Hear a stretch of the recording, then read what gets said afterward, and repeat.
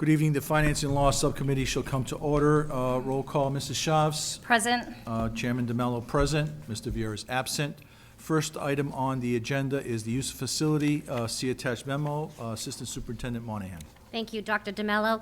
Attached, you will see the memorandum for the use of facilities at various schools, and then if there's been a charge. Again, this is just something that we do provide to the school committee as an update for the facility use.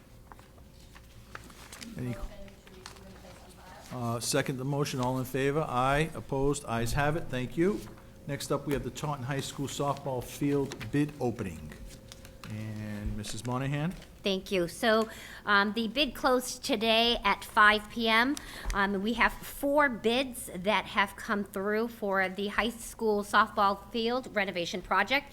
We have Heimlich Landscaping Construction from Woburn, Mass., Nelm Corp. from Rockland, Mass., Green Acres from Lakeville, and Yard Works from Warwick, Rhode Island. First one that we are going to open is by Heimlich.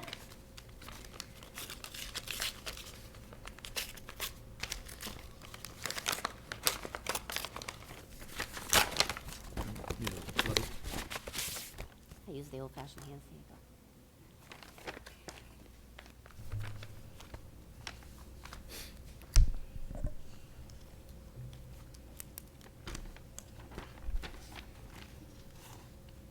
So Heimlich has submitted a bid in the amount of $2,745,000.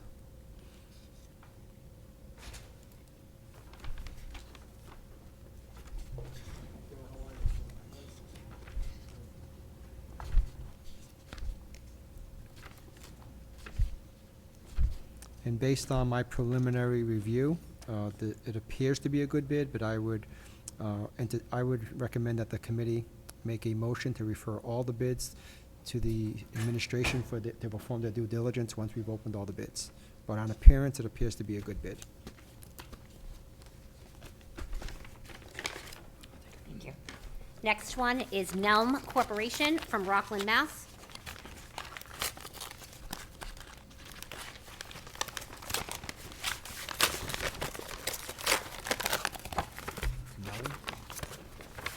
Nelm, L-N-E-M.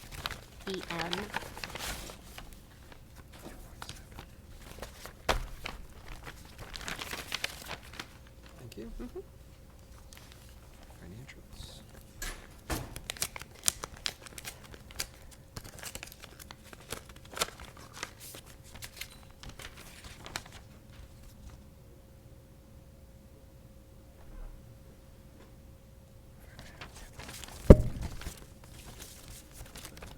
They will provide their financials.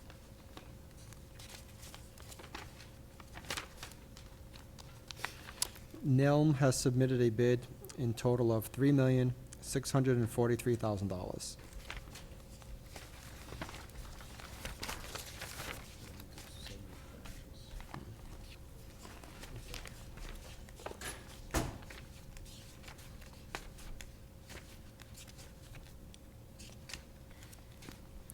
And it appears that all the required backup has been submitted. Next bid is Green Acres Landscape from Lakeville. Can I just interrupt, Superintendent? So on the letter that was opened with the not requirement of providing the financials, should we just disqualify that bid because it's not part of the bid requirement, or is it part of the bid requirement, the financials? It was something that we requested, and I would wait until we come back after performing our due diligence, and we can discuss that the bid was not entertained because it didn't meet their specs. So I don't want to be hasty without performing our due Okay, diligence. I just want to make sure we're fair for all bidders, that we have the same information from all bidders. Thank you. I believe this is Green Acres.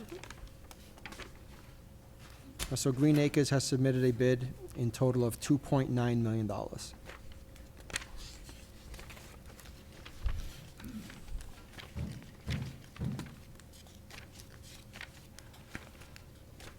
And it appears the appropriate backup has been submitted. The last bid is by Yard Works from Warwick, Rhode Island.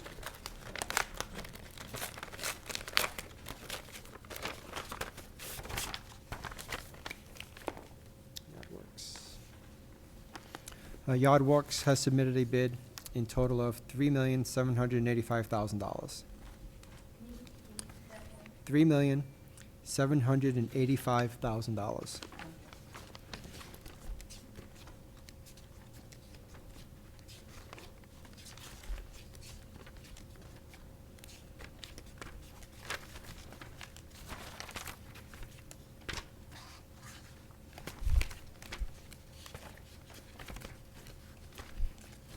And it appears that all the backup is in order. So I would recommend that the committee make a motion to refer all bids to the administration to perform their due diligence.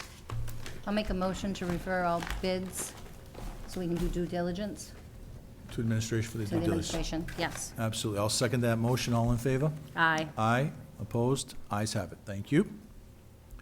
Next up, we have the special education expense services. See attached memo. Back to you, Mrs. Monahan. In the memo here, it is for the legal services for special education and student services. For the FY '25, we budgeted $50,000 for the year.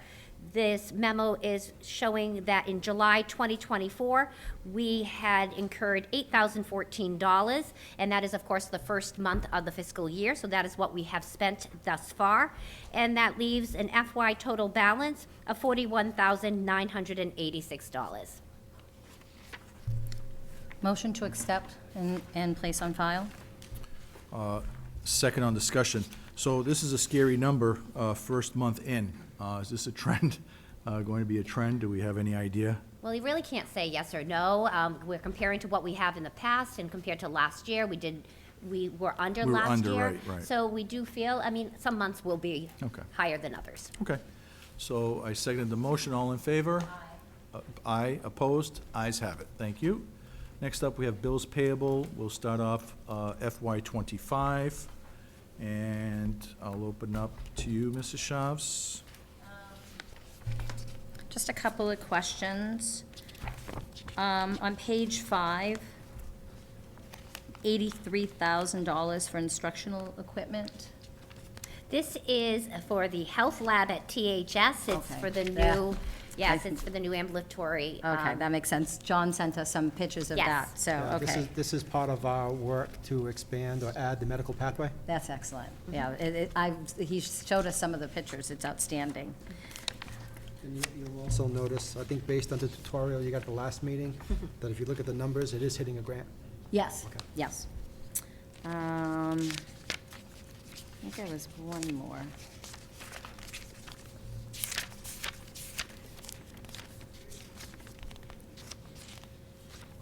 Sorry, there's a lot of pages here. Yes. You had Boston College doing PD on page 27 for $38,000. That's part of the work with BAR. I believe that's the Lynch Group. Yes. Okay, And that that's is what being Bob- charged to the BAR grant, and that's part of the leadership development. Yeah, it wasn't, the number doesn't have it being charged to a grant, so that's why I was questioning Was that. it? I believe it's Lynch Leadership. 27. On what page was it again? Page 27, under Boston College. Yeah, it's right. Is this the one that I have here? Because I have, mine is off right now.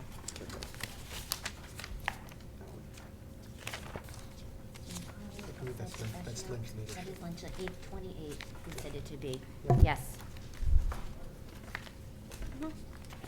That is Lynch Leadership, and Yep. it is charged to the BAR grant. Okay, okay, thank you. That's all the questions I had. Thank you. Thank you, Ms. Shavs. Before I call for a vote, on page number 9, there's a vendor, $13,500. So my question is, since we're into the first academic month of the school year, is that just for services in September, or do they do anything over the summer? We always do pay for only services rendered, so it is considered to be some, probably from the peer mentoring for Friedman and Bennett for the first few months, and then again, that's probably the planning piece. So, maybe I wasn't clear. So is this just for the month of September, this charge? I would have to check to see exactly what month charge it is, because I don't have it listed here, but I can get back to you. Because I know that we as a school committee budgeted about $125,000, I believe, or no more than. It's gonna be much less this year. Okay, but based on the 125 is 13.5 for passed. September, if we have, what, 9 months in the academic year? But I believe that also involves some of the professional development to train the staff and the mentors. Because I Okay. know, working with Mrs. Hoy, I believe it's gonna be greatly reduced Yes. based on the number of schools that Coaching with Change will be working in. So it's the initial PD. jump, okay, gotcha. All right, I guess that's it. What are the wishes of the committee? I make a motion that we approve The bills this payable? bill's payable for, wait a minute, $707,320. I'll second the motion. All in favor? Aye. Aye, opposed? Ayes have it. Thank you. Next up, we have FY '24, bills payable in the amount of $576,657.87.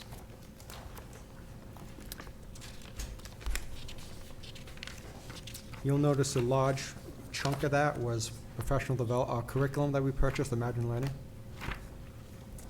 Yes, and so is that initial starting up the school year like it was, okay. That was my one question. Thank you. Thank you. I just have a quick question on the first item for $23,325. The same construction company keeps coming up. Is there a breakdown of where these maintenance of buildings are occurring and what they are? Yes, they are for the tiger tots. We had to build some walls up at the Tiger Tot area, 2 classrooms at Tiger Tot. We ended up opening a door in the library so the TV studio could go in right from their TV studio into their room. And then the last one was Chamberlain Room 155 that needed to have construction. And we do have an open contract with them to provide us with any work that needs to be done, that the building department cannot do. Okay, great. Wishes of the committee? I make a motion to approve this warrant for $576,657.87. I'll second the motion. All in favor? Aye. Aye, opposed? Ayes have it. Yep. Thank you. We, motion to adjourn? Motion to adjourn? Second, all in favor? Aye. Opposed? Ayes have it. We are adjourned. Good evening, everyone. Thank you for joining us. If you could please join us in the pledge. Pledge allegiance to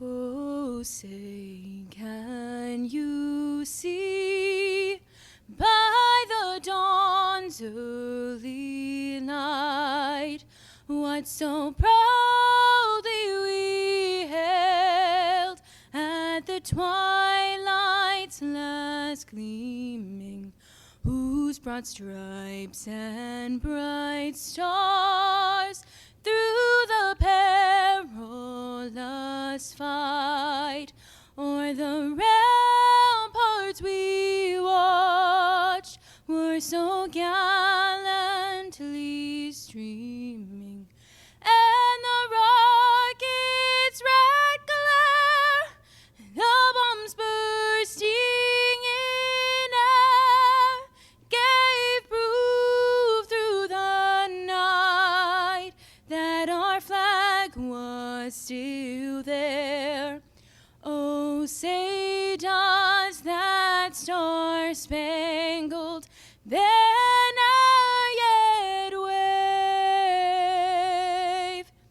o'er the land of the free and the home of the brave?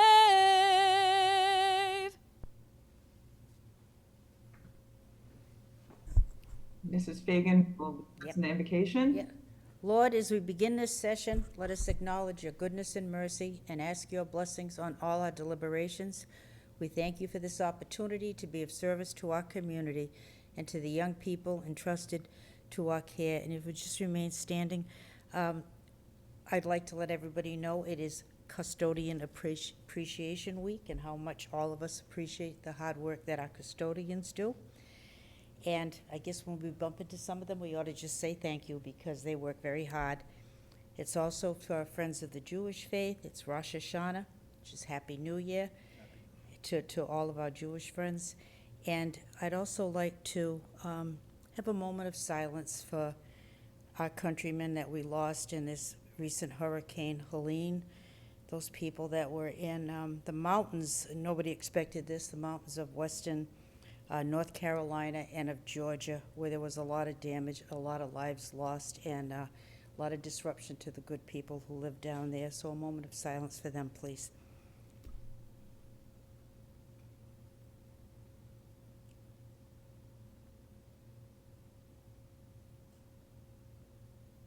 Thank you. And roll call.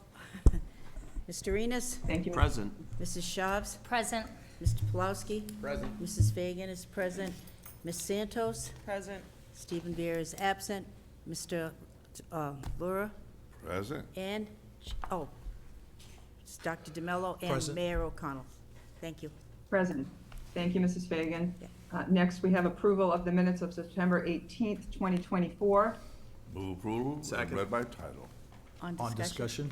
Yeah, I'd just Motion like to. second on discussion. Yes, on page 6 of the minutes, I had made a motion about something, and it wasn't marked down as a motion to just send some paperwork to somebody about the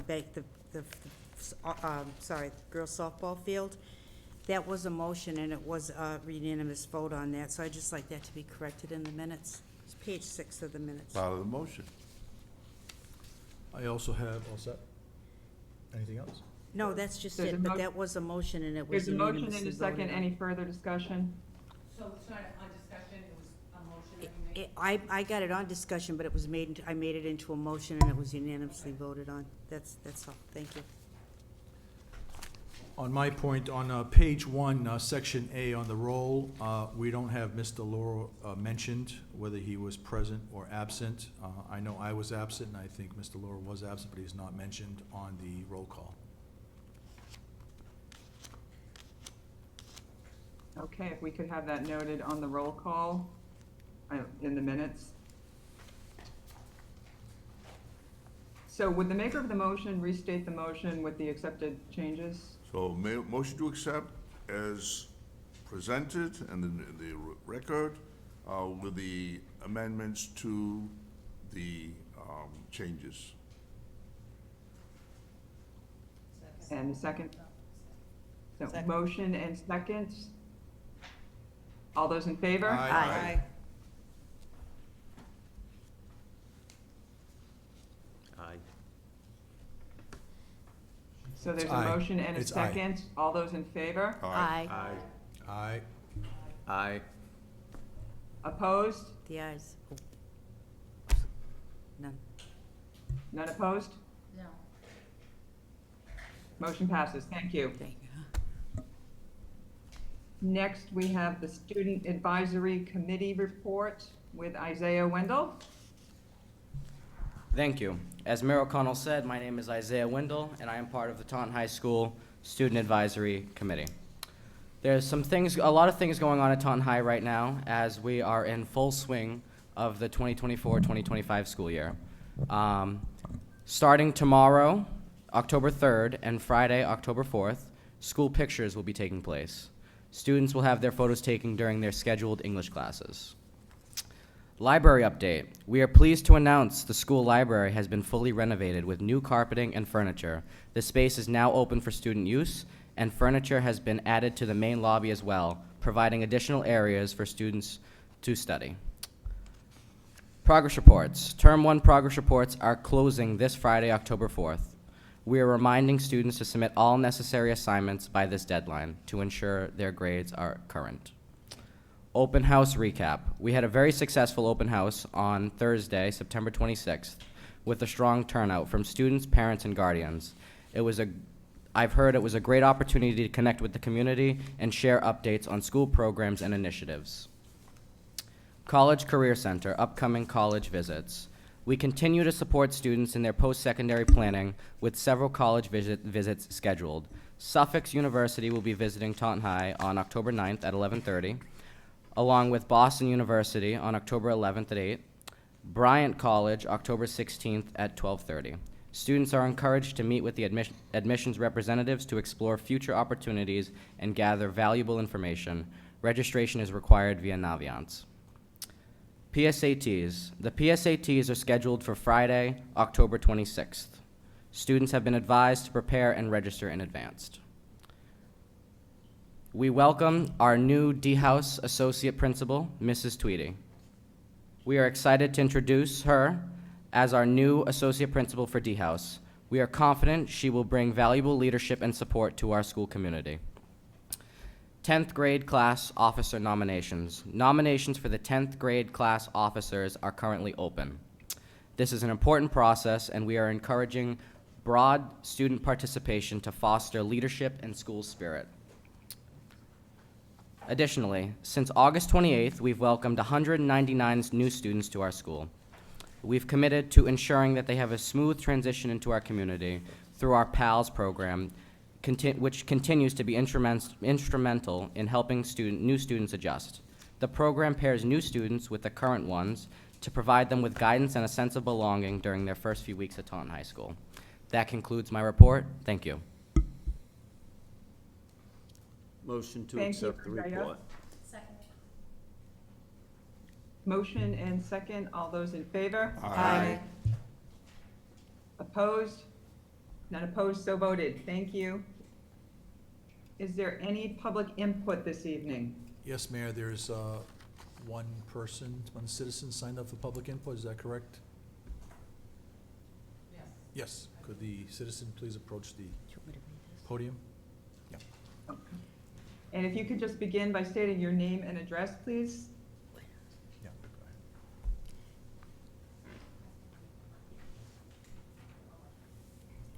ahead. Oh, Hi, James Stroney, 11 Holyoke Street, Taunton, Mass. I'm here Okay. representing the Benevolent second, Protective please. Board of Elks. Mr. Stroney, I just have to read a public input thing. In accordance with Massachusetts General Laws, Chapter 39, Section 23C, we kindly request that individuals wishing to provide public input sign up in advance. A copy of the regulation and guidelines will be provided upon sign up, and individuals will be asked to state their name and address for the record.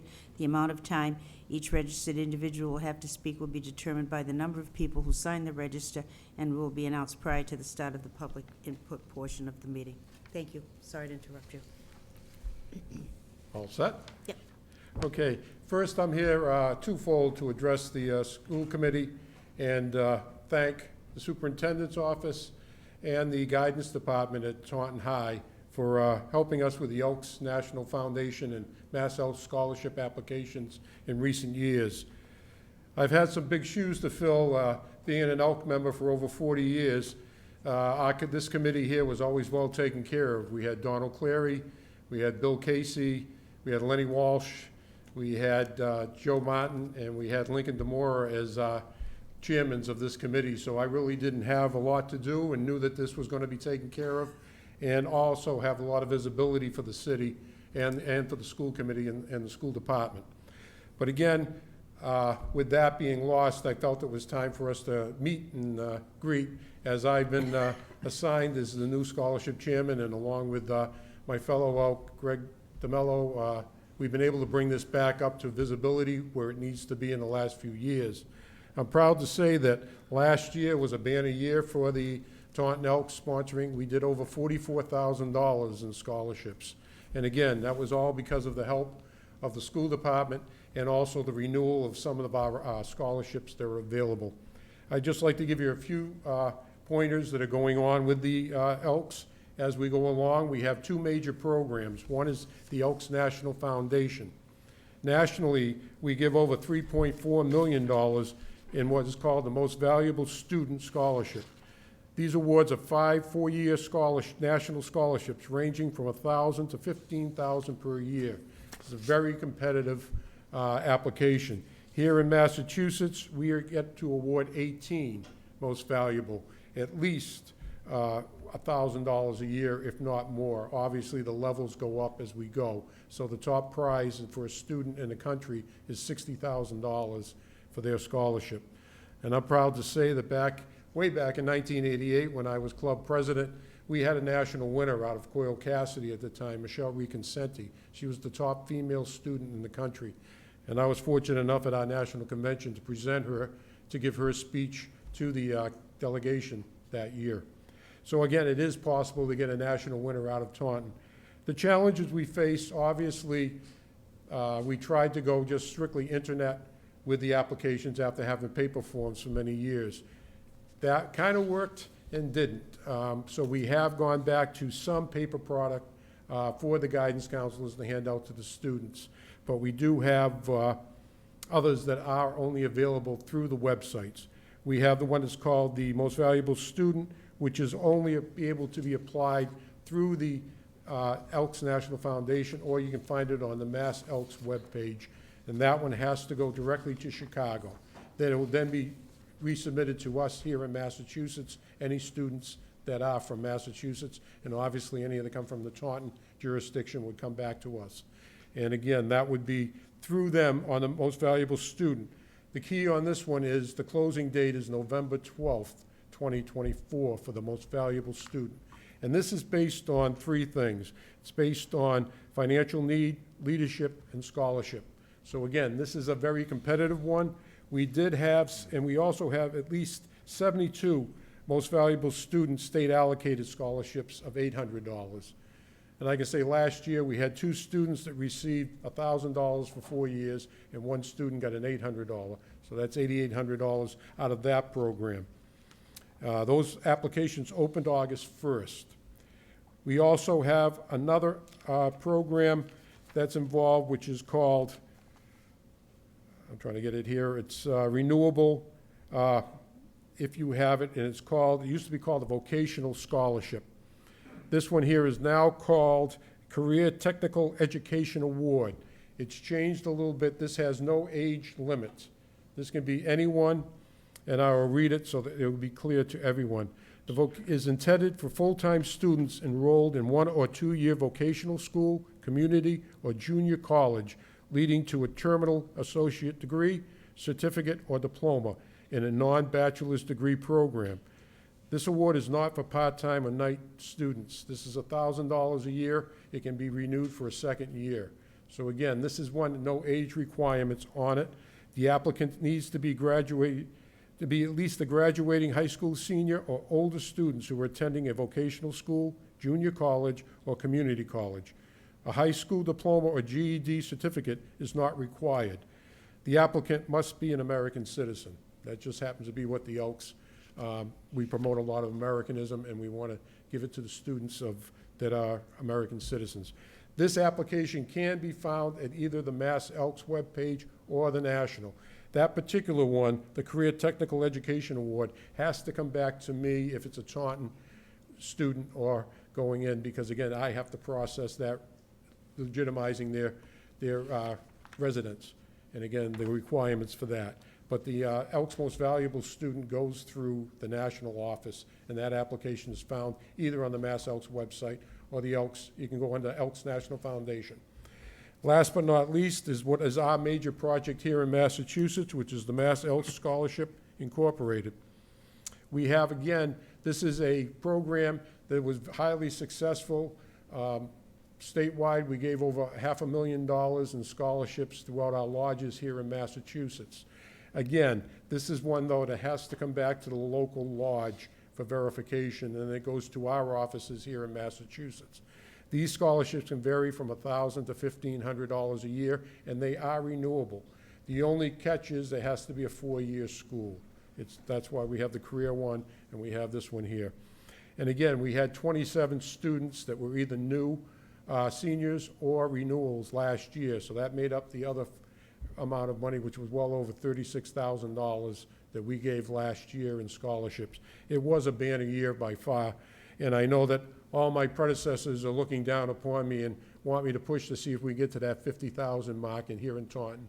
And again, it gets a little more challenging since we did lose Coyle and Cassidy, which was another area that I could offer scholarships to. But again, I'm trying to get some of the Bristol Plymouth students involved in this also. So again, I thank you. I do have these for the school department to give to the guidance. This is the Mass Elks Scholarship, but I do want to remind you that it is part website, but I have to get the Mass Elks scholarships back to the Taunton Lodge.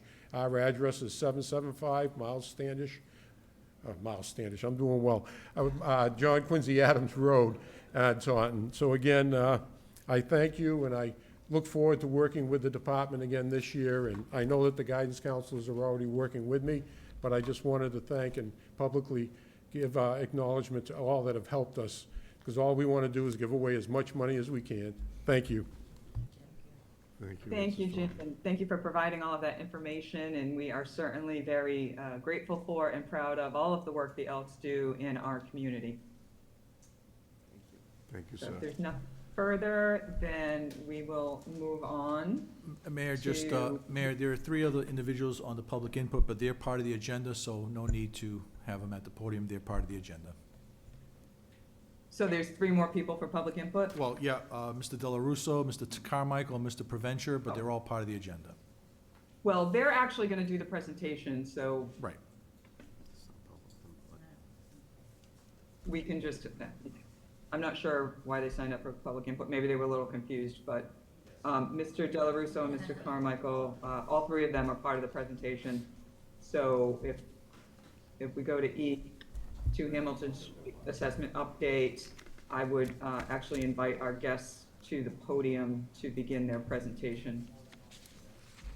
Madam Mayor, Mr. Chairman DeMello, members of the school committee, and Superintendent Cabral, we appreciate your invitation for us to come in to provide an update on the assessments occurring at 2 Hamilton Street. Very exciting news to share with everybody tonight. We have made a lot of progress on the facility, and tonight you will hear about what has been done, what is ongoing, and what could be coming next. Over the past year, since we acquired the property, the city has kept its commitment to upgrade the facility. The roof is completed, the boilers have been replaced, and the HVAC work continues. To date, $1.5 million has been spent, with the remaining balance of $1.8 million from the original appropriation. The city is committed to improving the Coyle building as previously discussed. But before I turn the presentation over to Mr. Carmichael and Mr. Provencher to provide you with the input that you need, there are a few things that to keep in mind during the presentation. We're at a point in the project where decisions on spending must be made. In order for us to ensure taxpayer dollars are being utilized responsibly, some of the assessments that could be carried out must be backed by the desire of the school committee to request the facility from the municipal council. That must occur in order for us to take our next steps. And with that, Madam Mayor, Mr. Chairman, we'd like to turn the microphone over to Mr. Preventure and Mr. Carmichael. Thank you. Thank you, Mr. Della Russo.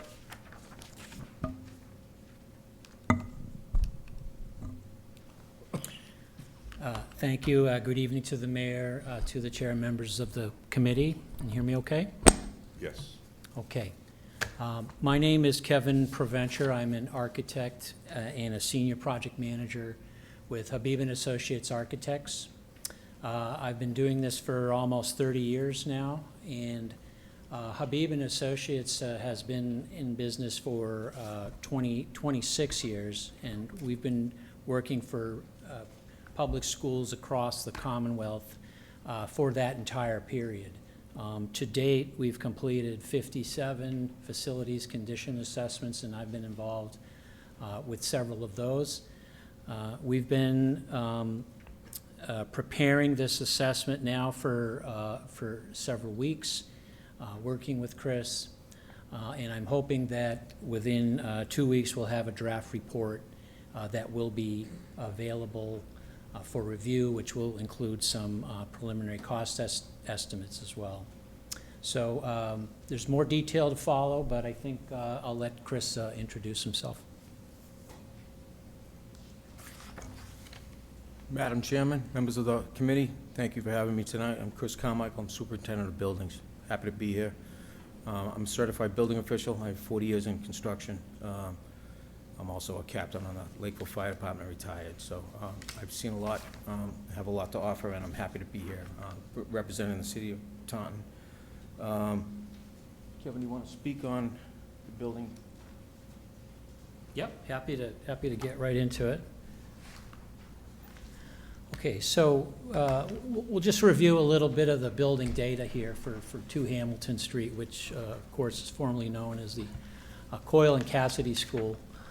owned by the Diocese of Fall River. The original building was constructed in 1962, and there were additions put on in 1983 in the locker area, and then more recently, 1996, another addition was put on, which includes the school's auditorium, in addition to some additional classroom space and a library.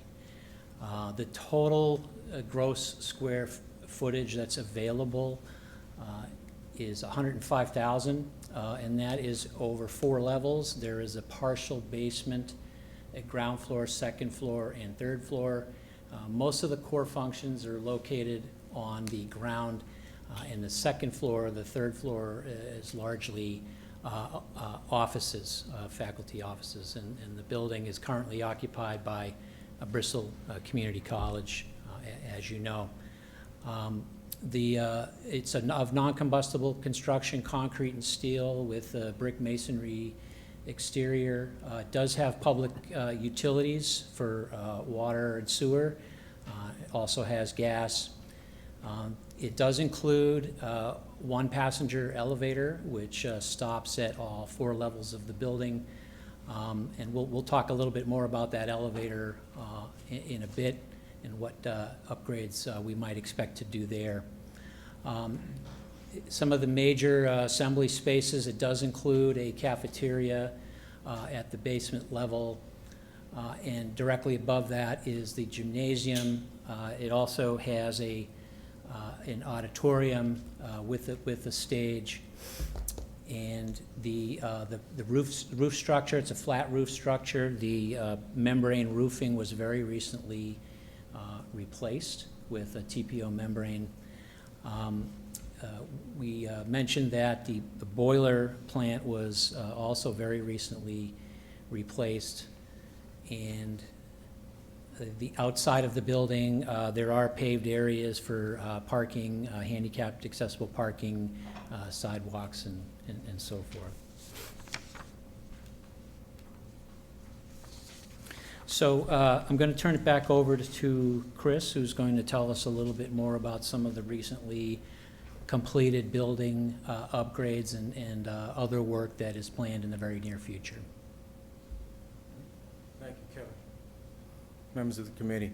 So as we've discussed, the roof replacement was just done. That involved removing the old, putting new insulation down, and then adding a new TPO membrane, which is white, which was what the superintendent wanted when he viewed the school several months ago. So we also, through the department, we installed 6 rooftop units, replacing the auditorium and then third floor level AC and heating systems.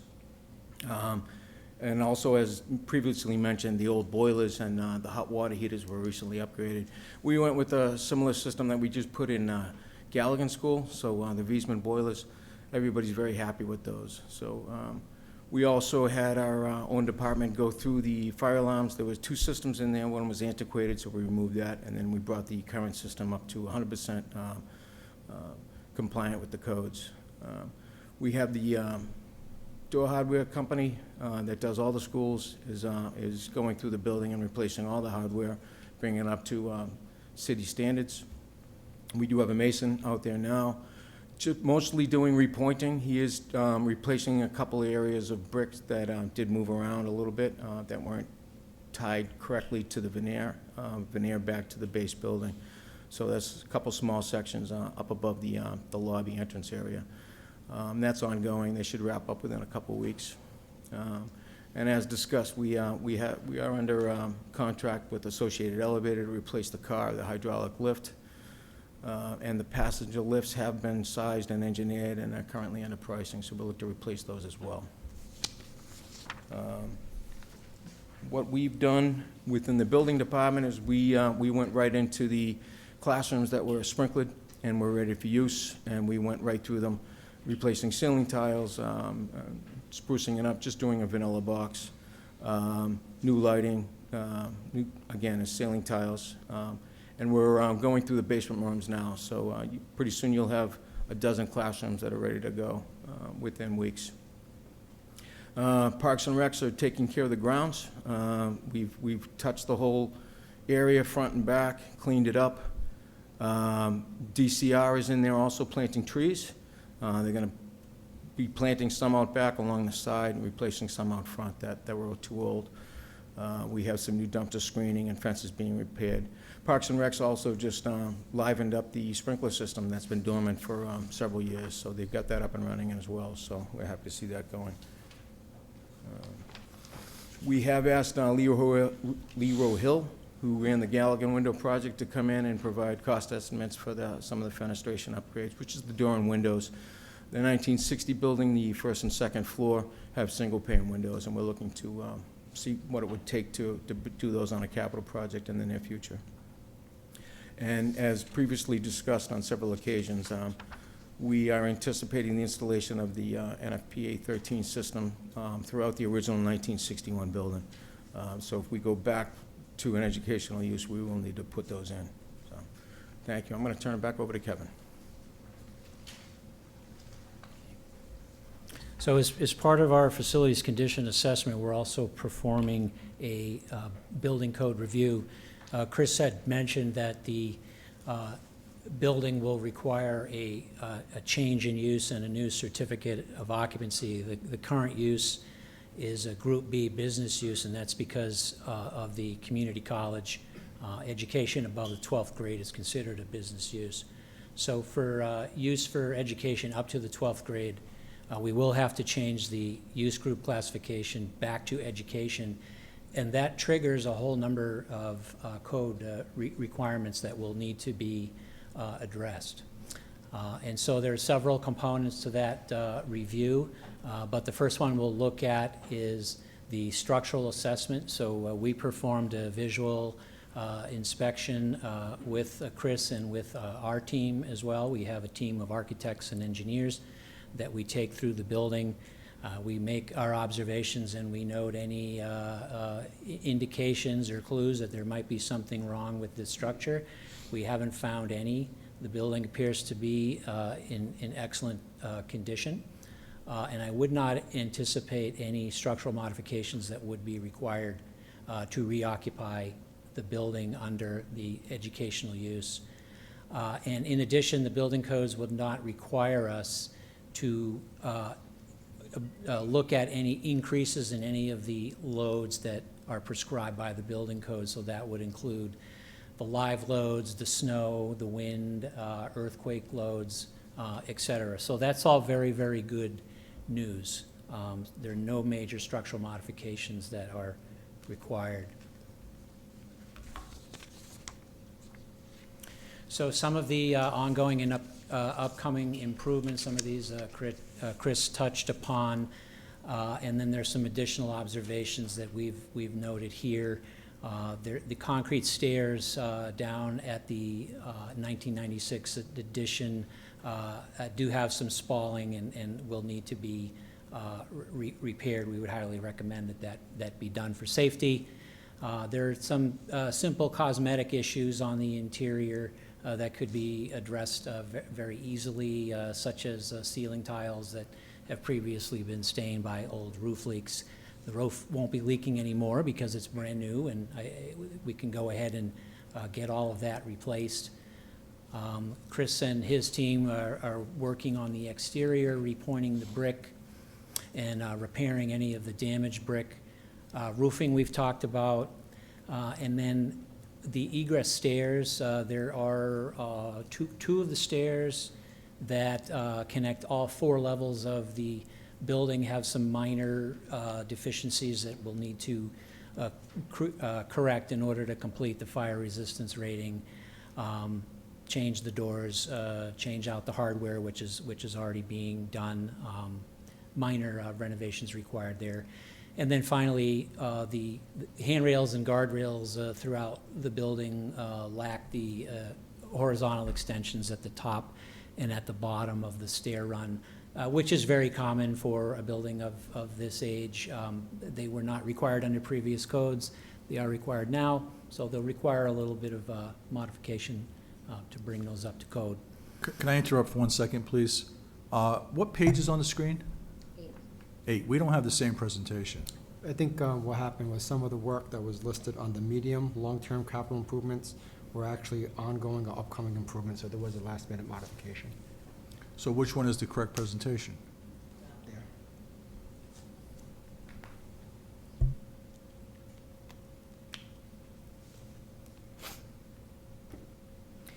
So some longer-term considerations to think about. Chris had mentioned this as well, the windows in the original part of the building that date to 1962 are single glazed and would not meet any of our current standards for air and water infiltration or energy conservation. And that's something I think we would want to take a hard look at replacing in the future. So our review of the Americans with Disability Act and 521 CMR, which is the Massachusetts Architectural Access Board regulations, and our conclusion is that the amount of work that we're anticipating performing on this building will trigger a full upgrade for accessibility. That shouldn't come as any surprise at all.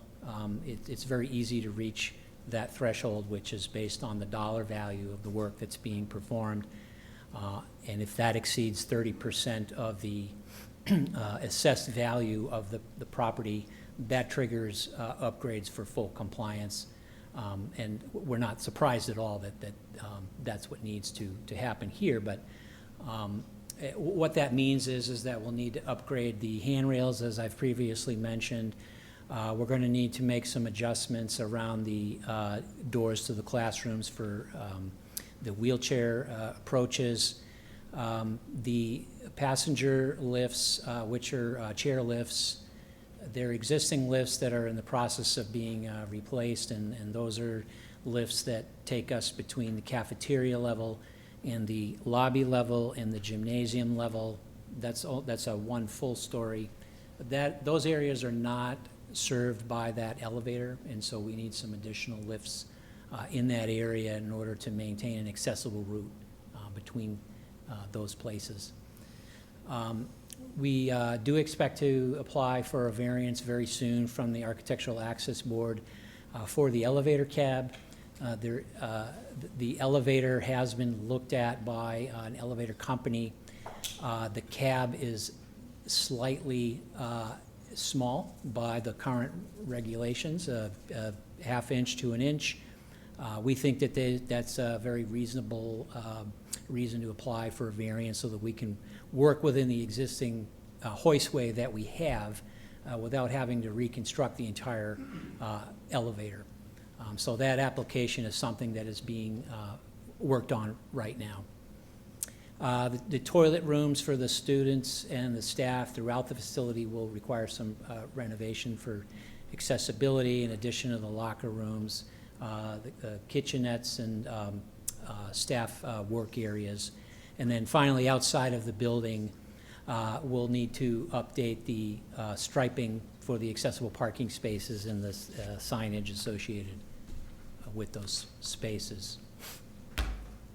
We have a team of engineers that join us when we perform the assessment, and our mechanical engineers have given us some good feedback of some work that we should be thinking about that extends beyond the recent boiler plant replacement that has been completed.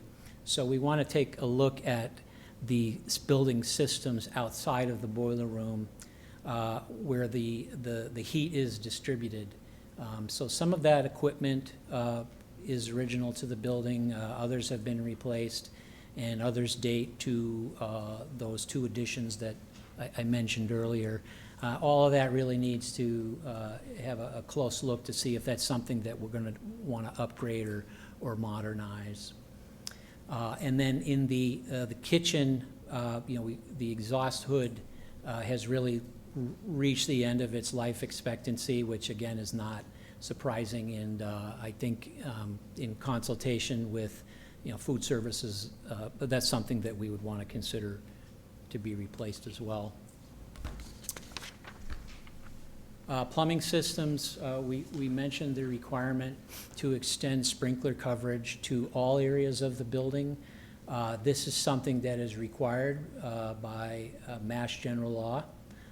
And again, we've crossed one of those thresholds that triggers this requirement. There really, there's no way around this one. We're going to have to fully sprinkler the building, and we should be sprinklering the building, to make it as safe as we possibly can. Beyond that, we're going to want to do some upgrades to the plumbing in the science classrooms that would be used for laboratory. Laboratories have some special requirements for the non-potable water and acid neutralization. That's the waste that we do not want to put into the sewer because it's damaging. And we want our laboratory spaces to be safe, and so we would require some additional safety stations, which consists of the eye washes and the showers, which I'm sure that you're familiar with. The plumbing fixtures, I think we've gone through that. All of the plumbing fixtures will need to be updated to comply with the accessibility requirements. And then returning to the kitchen, in addition to the hood, the grease interceptor has also been recommended for replacement, so we're not discharging the cooking oils and the fats into the sewer system, and that's a plumbing code requirement.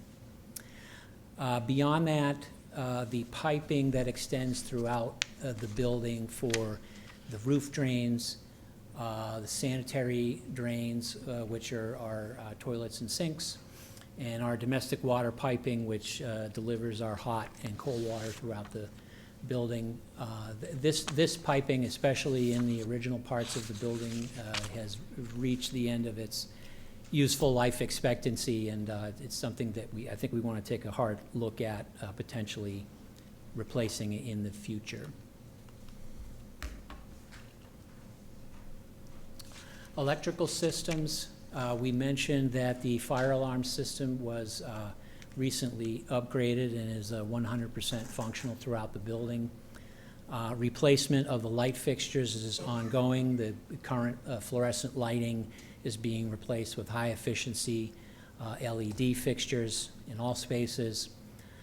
There is some additional wiring that would be required under the current electric code for the life safety system. So this includes the fire alarm system. It includes our exit signs, our egress lighting, and so forth, all the systems that we want to stay on in the event of a power failure. The building is equipped with a standby generator, by the way. I had not mentioned that. And then finally, to bring our school up to the level that it should be for information technology, new data wiring and the infrastructure that supports that, should be extended, throughout the building so that we can, maintain our 21st century learning practices. And that would include wireless access points throughout the building.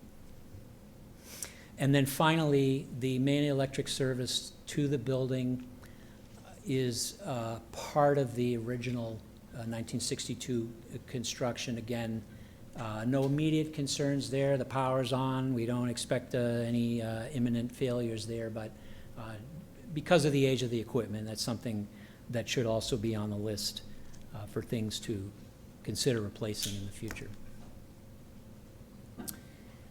So that's the end of the building assessment, and who's going to pick up?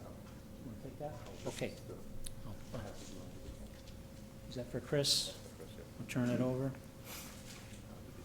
So you asked for a hazardous waste assessment.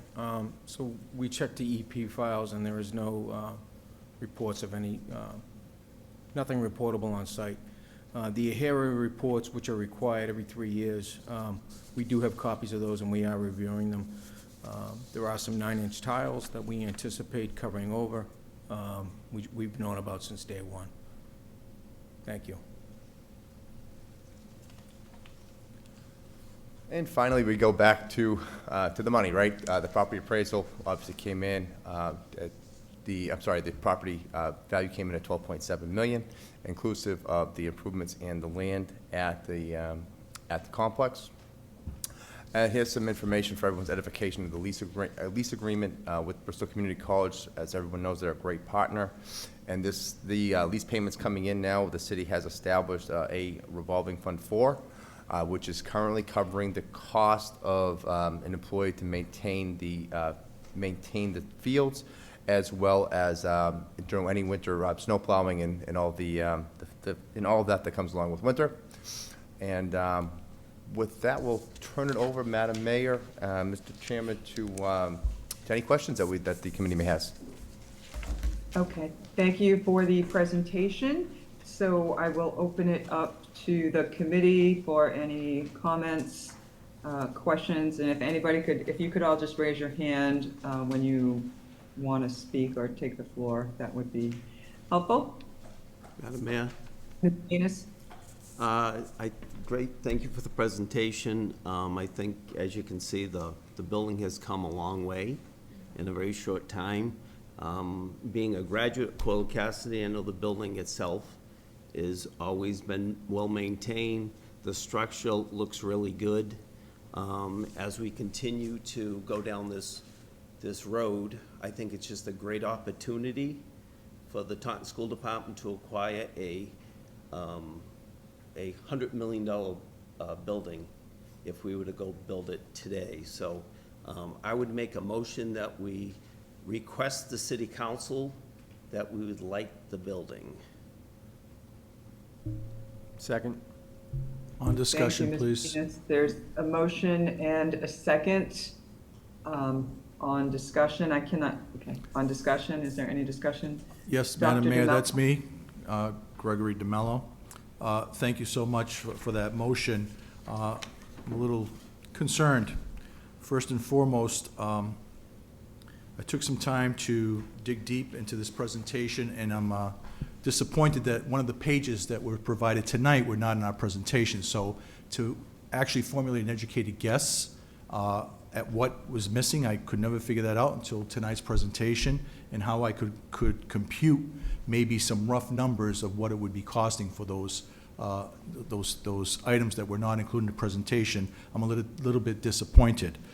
Secondly, there are a lot of comments that refer to, these are quotes,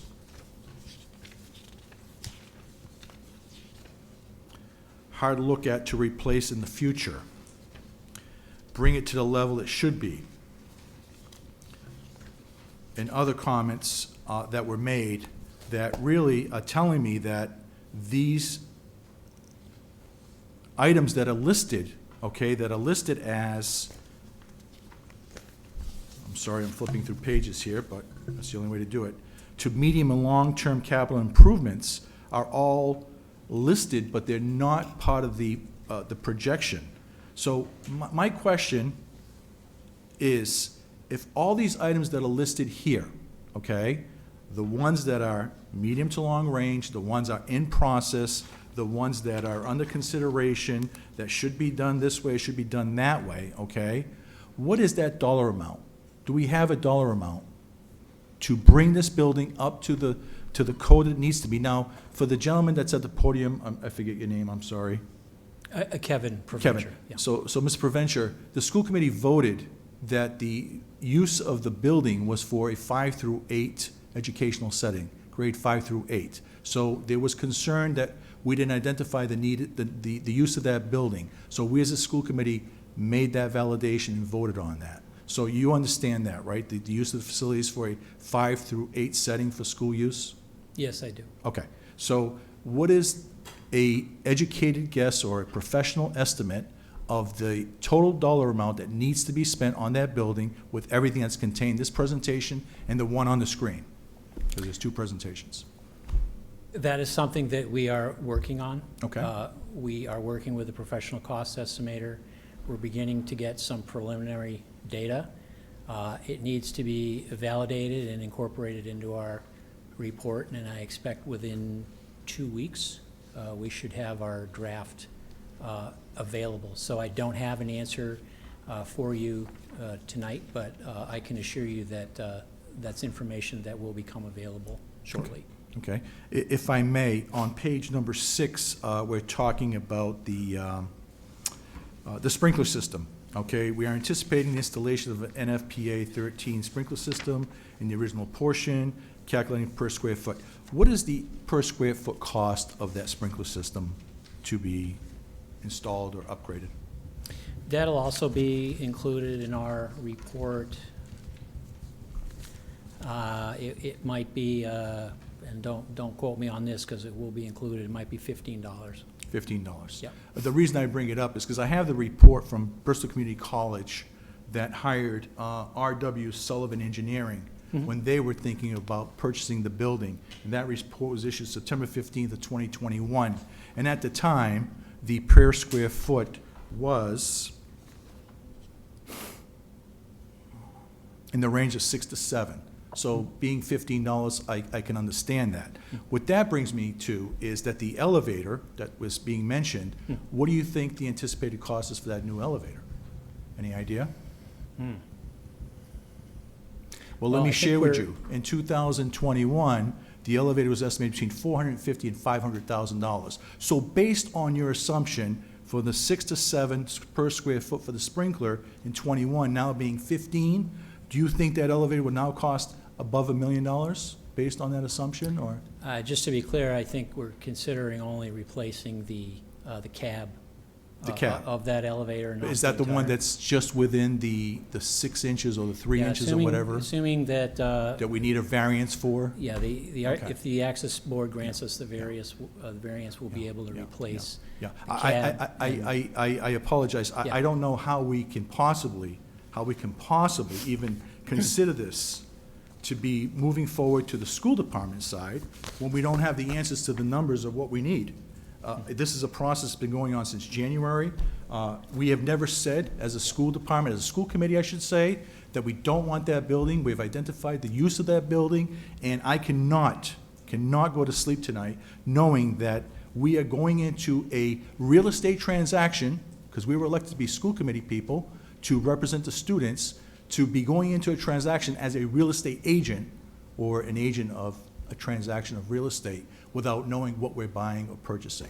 So, I'm perplexed at, why we're here tonight. I was assuming that tonight we were going to come to an opportunity to say, you guys can move in September of '25. I guess that's the projected date that we're thinking, I believe, and that it will be all said and done, and all the i's will be dotted and all the t's will be crossed. But I did not hear that tonight, so I will not be supporting that motion. Thank you. Madam Mayor, may I reply? Yes, please. Thank you. So I appreciate the remarks from Chairman DeMello, of course. However, the city's responsibility is to take care of the city's buildings. We've proven that we are doing that with the initial outlay.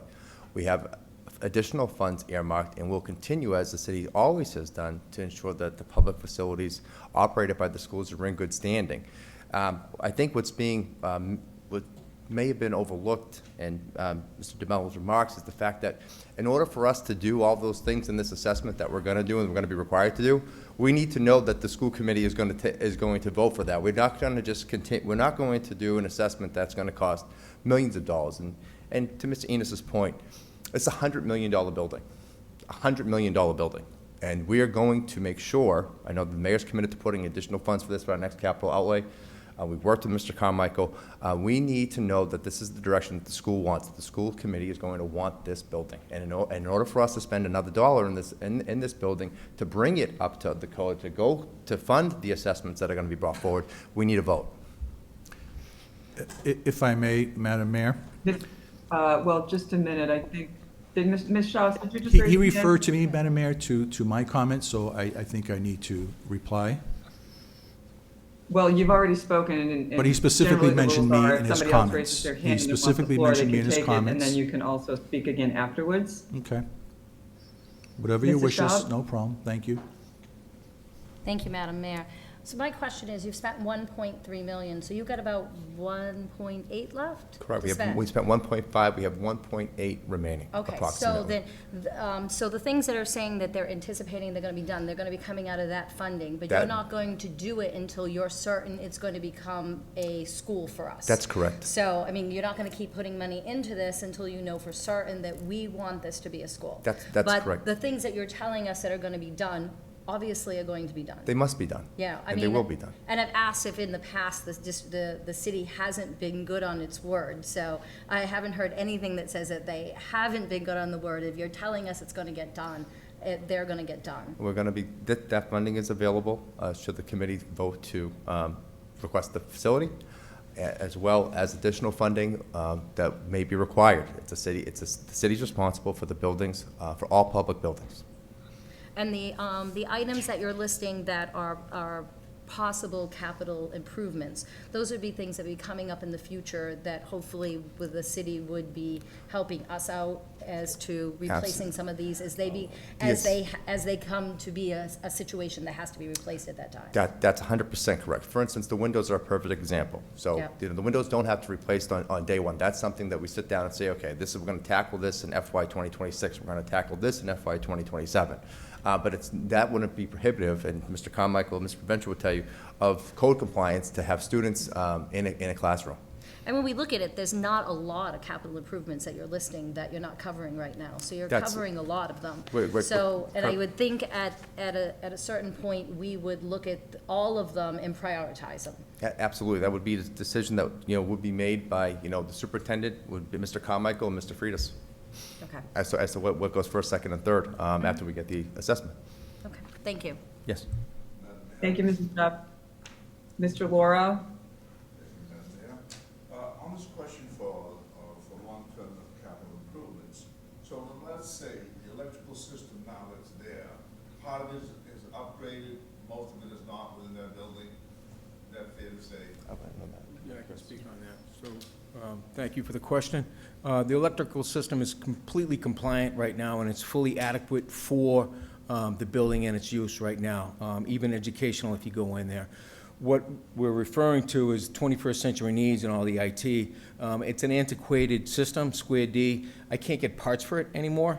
So the main panel and then the 14 sub-panels are adequate, but when we start doing work, we'll probably need to upgrade those as we go. Well, that's my question is, let's say a new school goes in there, new computer, new technology, more demand, the screens, whatever else is required. If that electrical system is not up to date and not compatible with the existing systems, then what are we gonna do? So again, once the code review is done, we'll have the needs that are going to be required to turn this building back to educational. And then we're going to have to sit down with this committee and get wants. What upgrades are you going to want? Kitchen, bathrooms, so on and so forth, offices. And then we'll sit down and we'll go through the whole list, and then we'll compile what is required to move forward. And then the other question I had was, and again, I have every full intent of going along with this plan as its institutional purpose, as stated in the beginning of this negotiation. But the other thing too that I'm asking is, in this ventilation system for heating and ventilation, what kind of upgrades would we need in the future if you have a classroom of, say, of 500, 600 students? What kind of system are you going to be needing? So right now, you have a fully functional heating system, and you have half the building that's in AC. Most of this, as we know, a lot of the school teachers want the AC for June and September. So that's what the future upgrades would require. So the unit ventilators within the room, the P-TECH units, those are antiquated in the 60s section. So those would be incorporated to include the AC. That's what we're talking about, future upgrades, sir. But the monies that we're going to be needing are not appropriated at the The money that we have left in the funds are for the sprinkler system and the elevator upgrades. That's already earmarked and been priced. I'm already getting prices of $9 to $10 a square foot, and I have the money in the funds for that right now. So is it your proposal that you would come before this committee again in a couple of weeks or a month and give us an additional cost or what it would take to upgrade? The committee will be kept in the loop, obviously, and Mr. Provencher, will be back with all that information.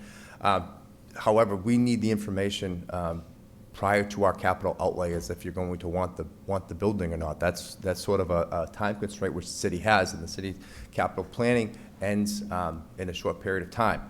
The funds that would be allocated to the Coyle building would be inclusive inside of that capital planning. And I can assure you that that we could commit to funding should the committee vote to request the building from the city council, the city would put forward the necessary fundings to make it code compliant, yes. So let's say you come back in a month or two, and there's an additional $2 million to upgrade all of the requirements. Where's that money coming from? That was anticipated, should the school committee want that, an additional $2 million of funding would be put forward during the capital. The capital program closes in November, so we would need to get a commitment from the school committee prior to that. That's why we're requesting that this evening. Thank you. Thank you, Mr. Laura. Mrs. Fagan? Yes. And then Ms. Santos? When did you want to get into that school? By next September? We haven't, as I've shared with some members, we have a very small administrative team, and we already have a lot of work that we are taking on this year, and we are anticipating negotiations to begin in January.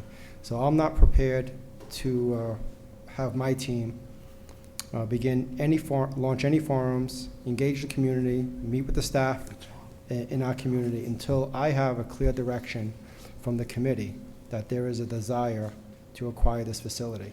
So once we know what direction we're going to be moving in with the committee, then I will begin put together a very thoughtful plan to engage our educational stakeholders, to engage students, and to engage staff members to identify that what we're thinking about using the space for is the most appropriate use of that space. So what I feel is impacting me and my team is not knowing if there is a strong desire to move on with this building. Should the committee decide not to move on with this building or delay, I worry that the city may go in a different direction with a facility that's unoccupied, and then we're left with nothing. So that's how my mind is thinking about this. I would like some strong, clear direction from this committee so that we can begin doing the work that's going to take time, and I want to be thoughtful, and I want to be transparent with the stakeholders that we need to engage to best maximize this space, should the committee want to move forward. Okay, here's my concern, okay? You're talking about the storm drain, sanitary waste, and domestic water piping. My understanding is that some of that water piping, you can't even use those water fountains because it's either lead or it's cast iron. Is that true? So the plumbing system is fully adequate right now, and it is compliant with the code. But as we do upgrades, we will want to look at that. That's what the point the architect was making. Are So there we cast iron did pipes address- that go to the water fountains? I'm sorry? Are there cast iron pipes that go to the water No, fountains? that would be a copper pipe that goes to the water fountain. Are you sure? Yes, I am Because I sure. heard there was a problem with that. The other thing you were talking about was having the doors, you had to widen the doors for wheelchairs. We have kids in wheelchairs all the time. How fast would you have to do that? I don't want to send a kid into a building that doesn't have the things that they need in there because you can't get a wheelchair through, or there's 9x9 tiles that have asbestos in them, or the piping, something's wrong with the water. I had a person that worked there told me that there was something wrong with the water going to the fountain, the bubblers. So I don't want to send kids into a place like that. That's why I'm concerned about this, but I don't like being pressured like this. There were specific questions that we had answered. We have to make sure that building's gonna be okay for the kids to go into it, and I don't wanna have anything dangerous in there for them, including the asbestos. You said, well, we have to cover that. Should you cover that before they get in there? That's the question I have. There's gotta be an order of So on- operations where on the certain asbestos- things. On the asbestos tiles, Yes. it's ACM, it's suspected. It's not friable. It is not fracking. It's not airborne. So it's fully compliant as it stands, and it's in good shape. But as we go through and we do the ceiling systems and we do the sprinklers, we'll probably want to cover it. So yes, we're aware of it. We have it in several buildings. We're very familiar with it. We work around it all the time. We're in full compliance with DEP laws.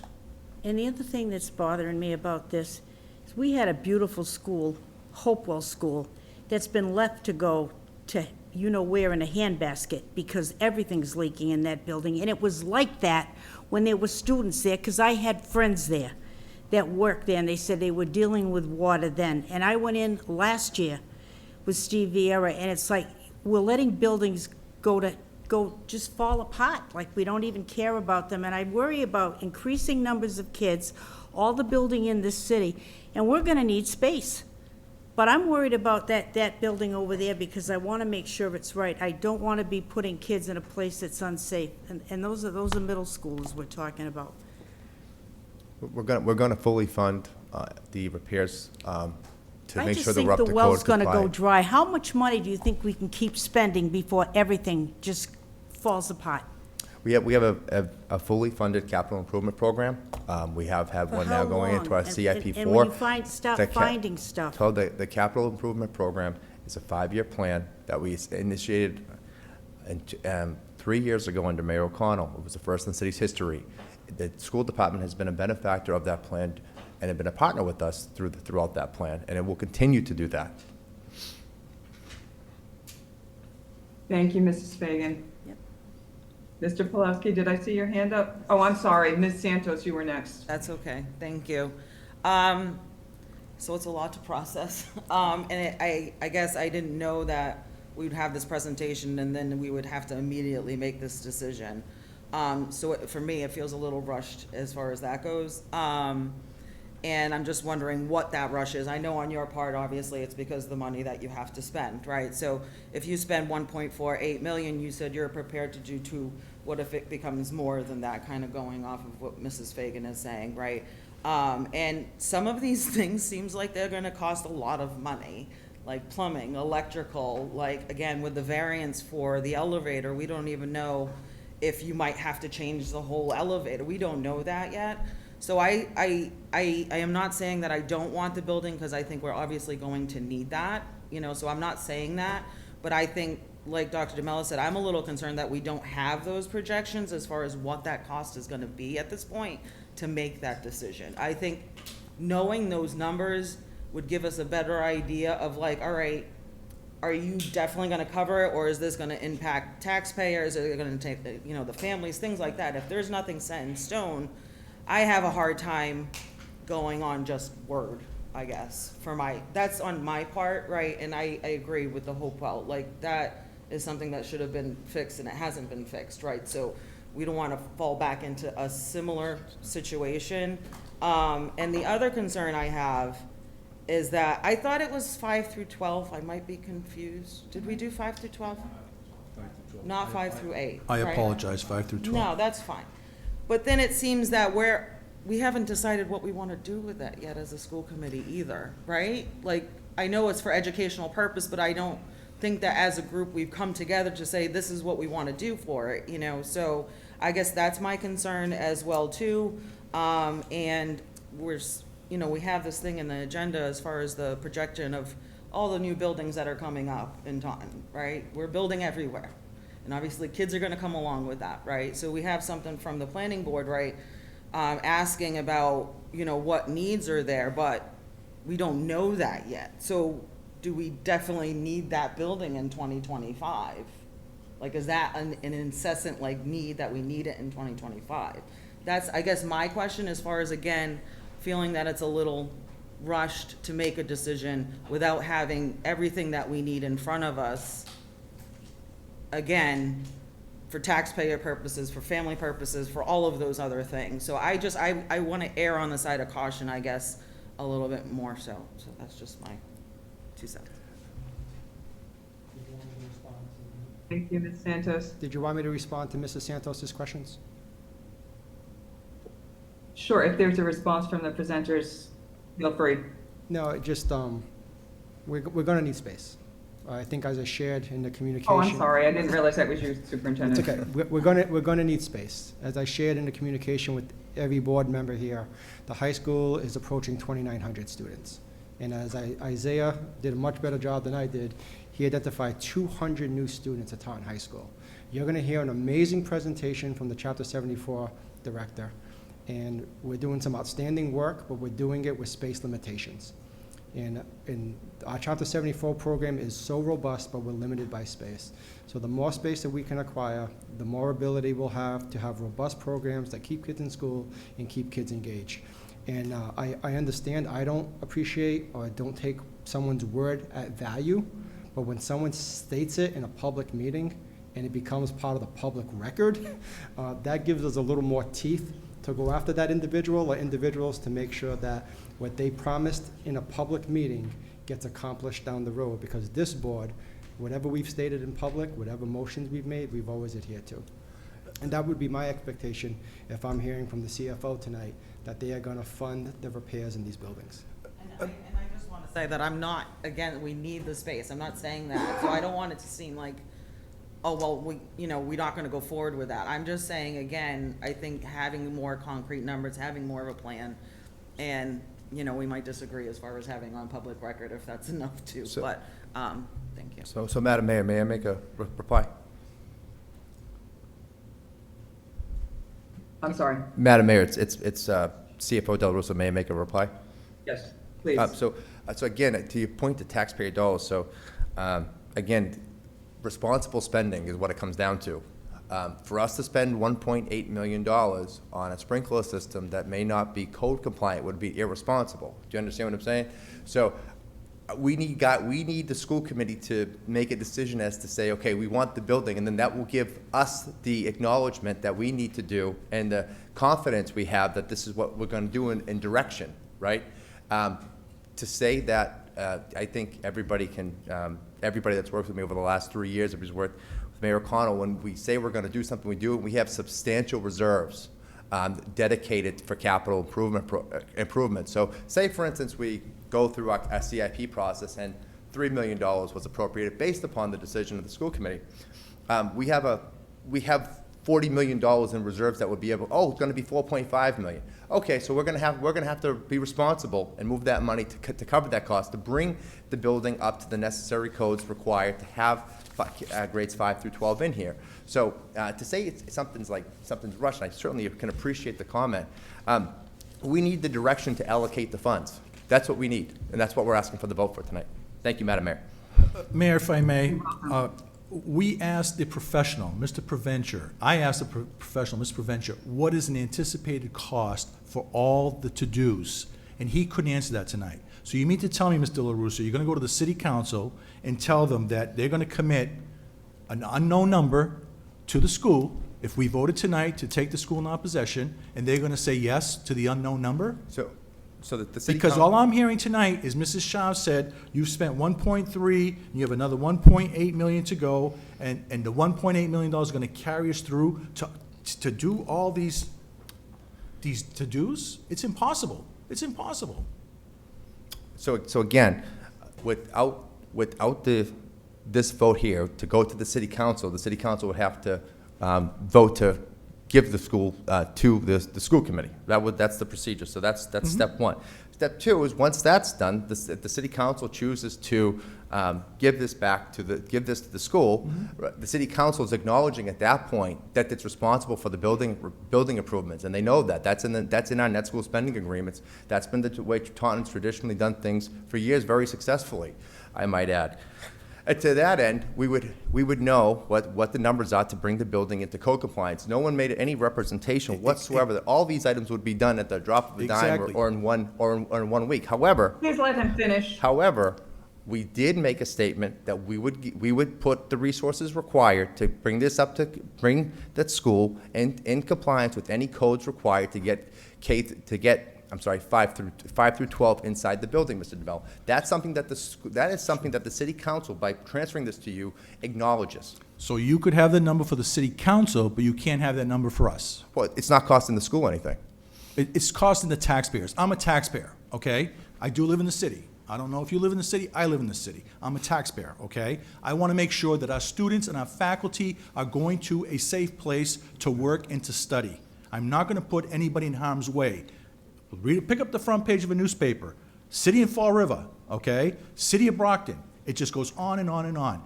I have been here for almost 8 years. Every decision I make is for the best interest of the students. Student right here, Isaiah Wendell, he's one of those students, okay? So I can't understand what the rush is, okay? We have made an informed decision. We went before the city council on January 30th of 2024.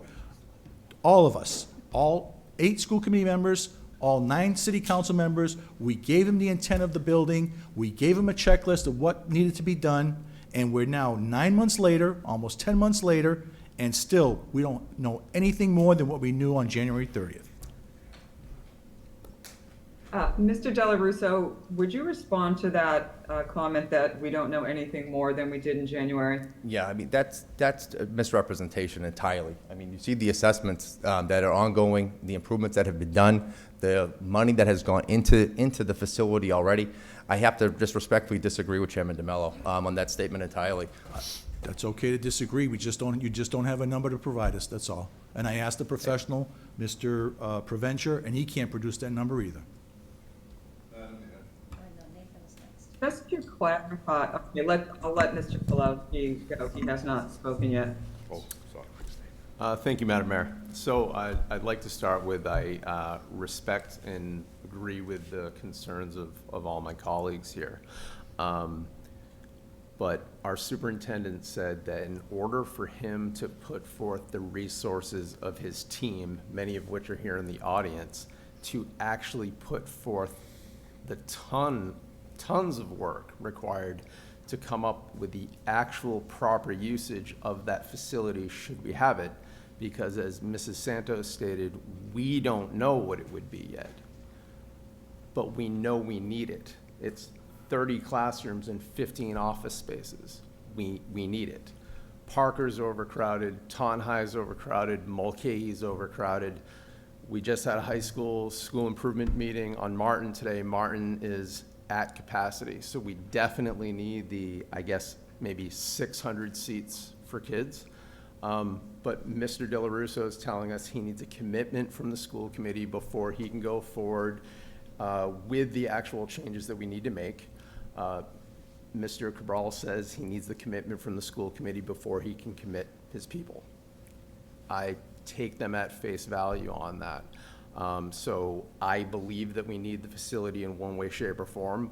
I don't think there's any chance it would be ready for September 25 anyway, because we haven't done the work yet. Also, if we were talking about voting to build a new school, right, we'd have to vote before we start building it. We're not putting the kids in the school until it's built, until it's safe. So either way, we're not putting anybody into this school until it's safe under any circumstances. Correct. So I don't see any logic why we wouldn't vote for it right now, because we have to vote for it at some point. So we got to get this ball rolling at some point. I would like to start the ball rolling today, so I will be voting for it. I will be supporting it because I think we need the space.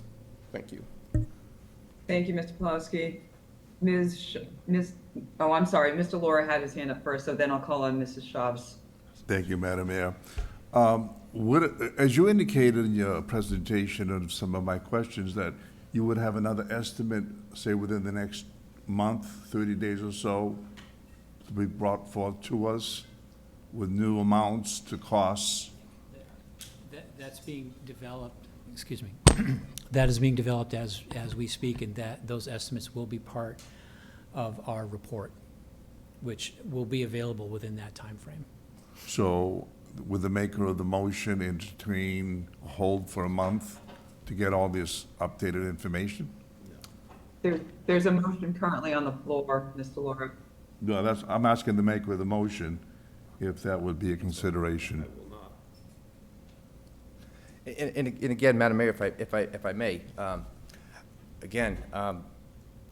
we need to understand, well, to start planning for our capital outlay, what the school committee wants to do. And to Mr. Pulowski's point, we won't be putting students into a wouldn't be suggesting putting students into a building that was not ready or up to code yet. You just wouldn't.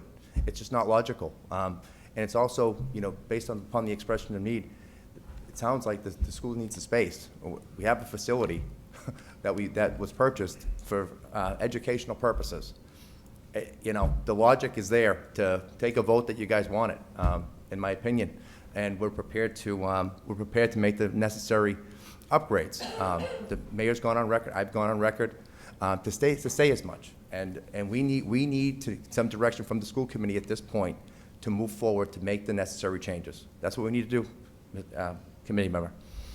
Thank you. Thank you. Mrs. Schaafs?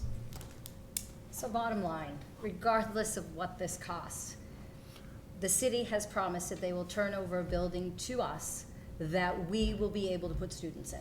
Provided the city council has to Exactly. vote to do that. Here's the problem. The bottom line is that you will turn over a building to us that it will be at a point that we will be able to put students in.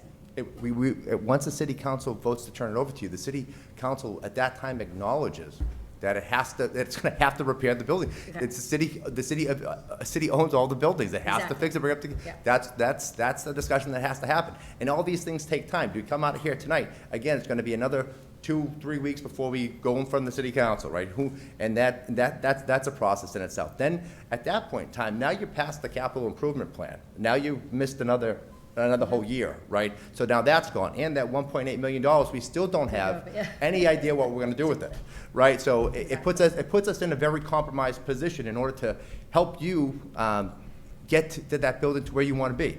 That's, this isn't politics, this isn't smoke and mirrors. This is the city attempting to work, the city's administration trying to work with the school committee to inform them of timelines, to inform them of processes, to identify our commitment to provide you with all the information you need. The assessment's gonna come out. We know it's gonna cost money. I mean, when we purchased COIL, in those meetings, in those discussions, we knew that there were gonna be improvements, and those are all stated in public sessions. And now, if you think of it like this, the city purchased that knowing full well it would cost $100 million to build a new building, and we were able to buy it for $6 million. So to us, we have to put $15 to $20 million over time into a facility. We still save the taxpayers, which everyone's concerned about, $80 million. That's without interest cost. Thank you, Madam Mayor. Thank you. You're welcome. Dr. DeMello? Thank you, Mayor. I agree with Mr. Laura's intent. If we're going to have a true number in approximately 30 days, and you can't give the city council a true number until you have the entire list compiled and in this case, every cent accounted for, I have no reason why we couldn't delay this for another 30 days till we get that same report. That's my opinion. I mean, I want to go on record once again. I've never been opposed to the school department, Taunton Public Schools, having the Coyle Cassidy building, also known as 2 Hamilton Street, for educational use. Never once did I say that publicly, on record or off record. But I am concerned with a lot of the unknowns, and once again, we're here tonight. You mentioned about your integrity. I have no doubt in your integrity. I have no doubt in the mayor's integrity. You're here for the best interests of the city. But what I am concerned is voting on something that I have no idea what it's going to cost me as a taxpayer or the other folks that are out there as taxpayers, and delivering a product that is habitable for consumption, not consumption, but for use of our students and our staff. That's my concern. Thank you, Mayor. Thank you, Dr. DeMello. Mr. Della Russo, does anyone on your team presenting tonight have an idea of what the costs may be to do all the work we have to do? I mean, I don't think anyone's going to have an exact number in 2 weeks or 3 weeks or 4 weeks or 5 weeks or whatever it is, because as everyone knows, when you start working on things, schedules change, things change, you find other things. So it's very difficult to have a specific exact number for the kind of work we're going to have to do, especially when, we don't have the vote of the school committee to actually take the building, so that we can make a plan, work with superintendent's team to really identify every single thing that needs to be done. So it's kind of a fluid process, and we have to get to a point where we can really make more concrete plans, because right now we can't. We know some things that need to be fixed, but I think it's a challenge to give anyone an exact number at this point. Mr. Delarusso, could you please? As you know, even during our capital programs, I mean, perfect example is the, water treatment plant upgrades. Initially, we thought it was 500,000, we got the architect in there, and then, boom, 1.5, right? After you stop peeling back. So, even after, professional estimators go in there, I mean, cost estimators are cost estimators, and they do their job, but that doesn't still give you an exact science. And how our capital programs work so fluidly and so well is that, we allocate blocks of money, and we also allocate to the building department several dollars for discretionary spending through that program, which, could really offset and help any additional spaces. I just want to go on record, Madam Mayor, as well. So everyone's aware, the capital program is going to end in November, and so we've gone on record to inform the school committee of that. So any decisions made that could, potentially miss that deadline would certainly not be on the city's administration for failing to inform the school committee. Mr. Enos? As a taxpayer and a resident of the city, almost 61 years, I press the motion.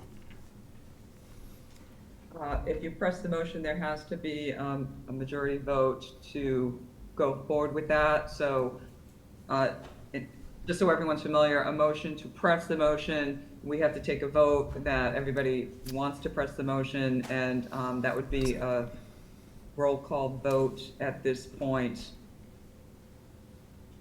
Mrs. Fagan? Fagan, if you don't mind. Mr. Enos? Yes. Mrs. Shabs? Yes. Mr. Pulowski? Yes. Mr. Laura? No. Ms. Santos? This is just to push the motion? That was Right. to press the motion. Press the Not motion. voting on the... Not voting. Oh, yes.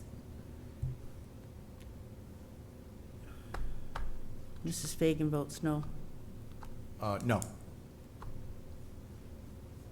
I vote yes. So the motion passes. Roll call on the vote, please. Could the maker of the motion repeat the original motion?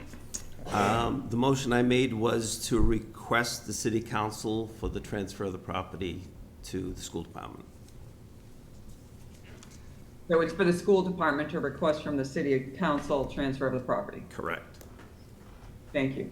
And that was also seconded. On a roll call, please, Mrs. Fagan. Mr. Enos? Yes. Mrs. Shabs? Yes. Mr. Pulowski? Yes. Mr. Laura? Yes. Ms. Santos? No. Mrs. Fagan votes no. No. I vote yes. The motion passes. I'd like to move a motion to have the superintendent immediately start a planning process for the use of the 2 Hamilton Street, also known as the Coyle Cassidy, and report back to the school committee within 30 days. Second that.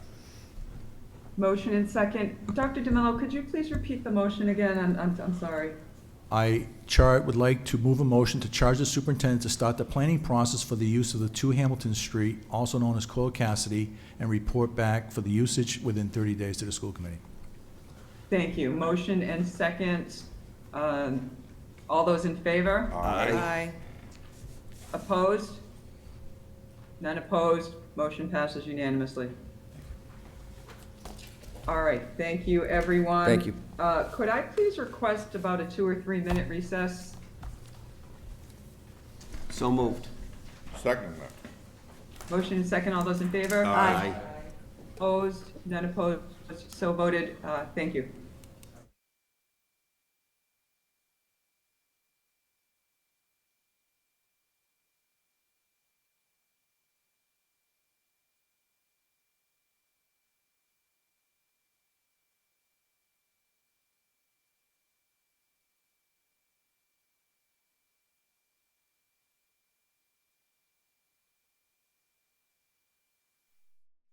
up on the agenda, we have a presentation by, what happened to my list?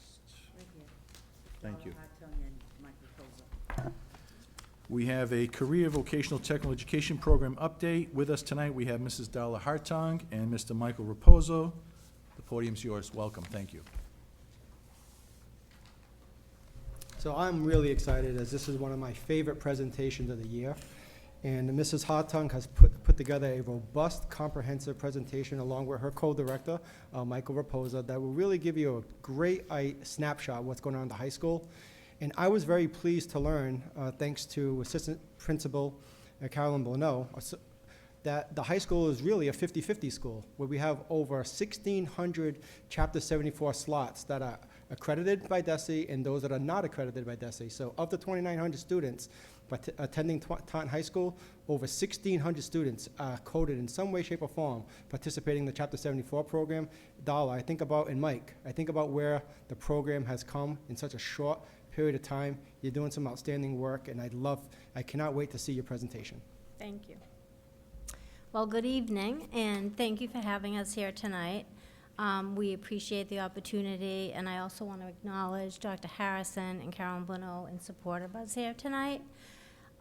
So we're going to make this quick. I have a lot of slides. We have a lot of slides, and I'm going to go as fast as I can.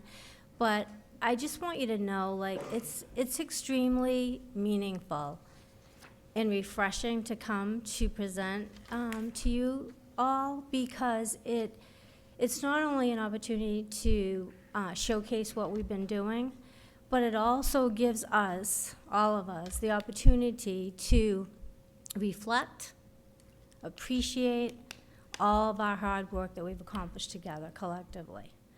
So without further ado, I'll start the presentation. The last time I came before the school committee, I think it was to request, or we were doing a reading of the construction craft labor instructor position. And happily, we did get that program approved, as you know. And last year was our first year of the construction craft labor program. We're entering our second year, and we're doing some amazing things. And this is just a slide to showcase some of the work that the students have been doing, and our logo over there, showing that we have our union, Local 876, in partnership with us. And this is our 8th program. So we're very proud that, as John Cabral just mentioned, we've come a long way, and we've done a lot of hard work, and we're really proud of it. But we have to also compliment all of you, because we wouldn't be where we are without the support of the superintendent and the school committee. So this second slide just shows some more pictures of the students working. And within the first year of construction craft labor, students learn about scaffolding, and that's in the exploratory, and how to mix and level concrete. And you can see the students working there. They built the forms, and they're actually leveling the concrete. Some more pictures of them working, and proudly, we have a lot of females in the program. Because that is super important to me as a female, and being in a non-traditional program such as this, to feel the support of your teachers and male students is really important to us. So I'm going to show you a quick little video of them outside leveling the concrete so you can see their work.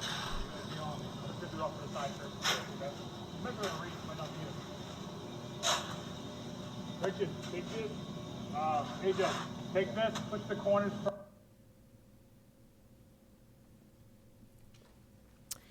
So one of the reasons that we were approved for this Chapter 74 program is because we were forward-thinking, and we were able to make sure that we had everything in place for that approval. And we know the fight that we fought. Those that were on the committee know how hard it was for us to move from one Chapter 74 program to 8.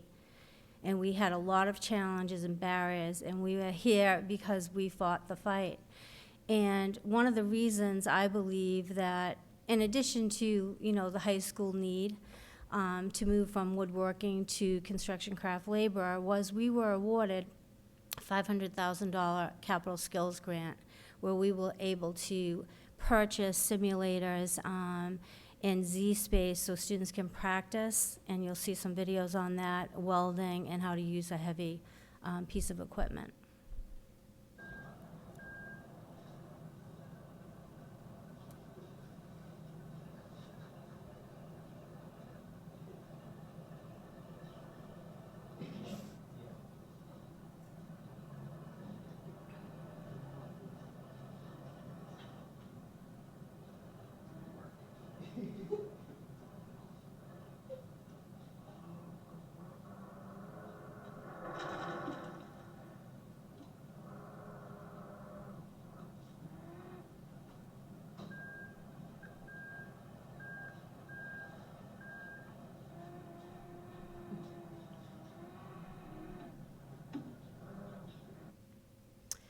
And this type of equipment is used in industry. They use this to train workers that are in the construction field. And the reason, people will argue that hands-on versus simulation, you don't get the full effect. And I argue that you're able to afford more students the opportunity to practice safely prior to going out and using equipment, right? And then, so this is another one. So the Z space are laptops, and students are able to practice welding prior to actually welding in the field.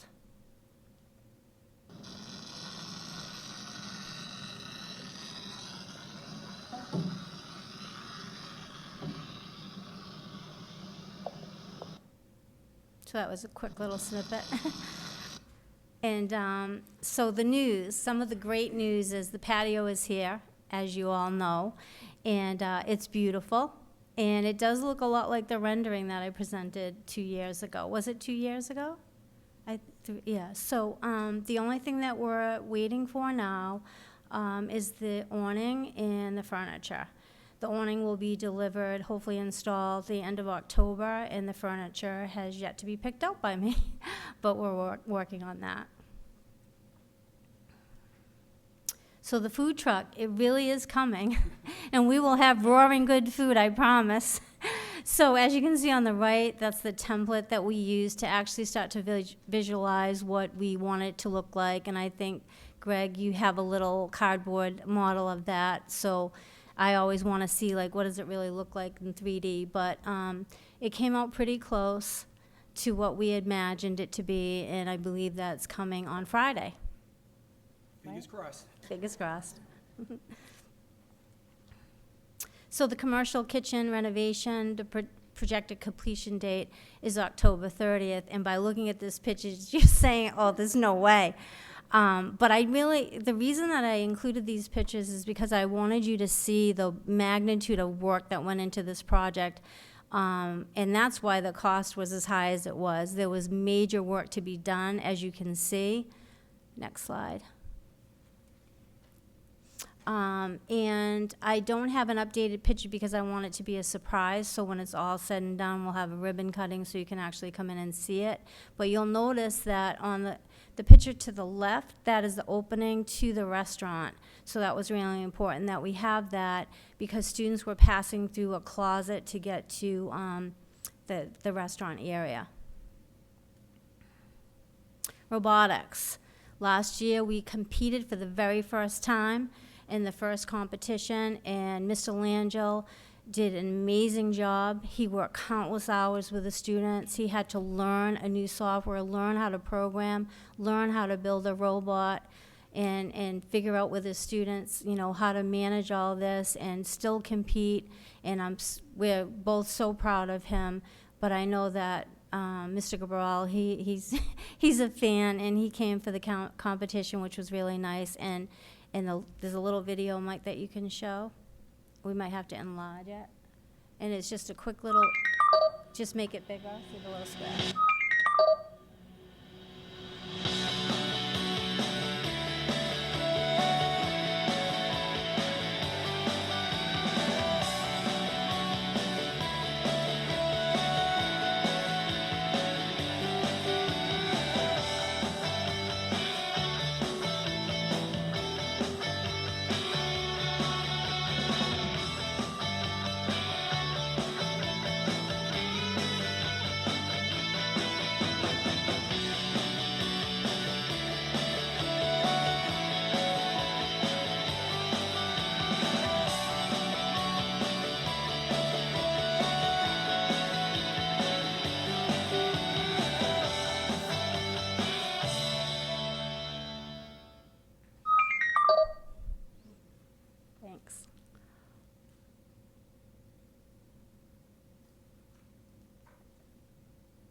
And we also have an electric car that we're working on, and that's the frame of it, and the robotics club has been working on that. So Mr. Robot, he'll be bringing you coffee pretty soon, hopefully. We're learning how to program him, and we're super proud of that as well. And the students really enjoy doing the hands-on projects, as you can see. We have a great team of students, and we actually have a lot of females that are interested in hoping to grow that number. I'm going to turn this over to Mike.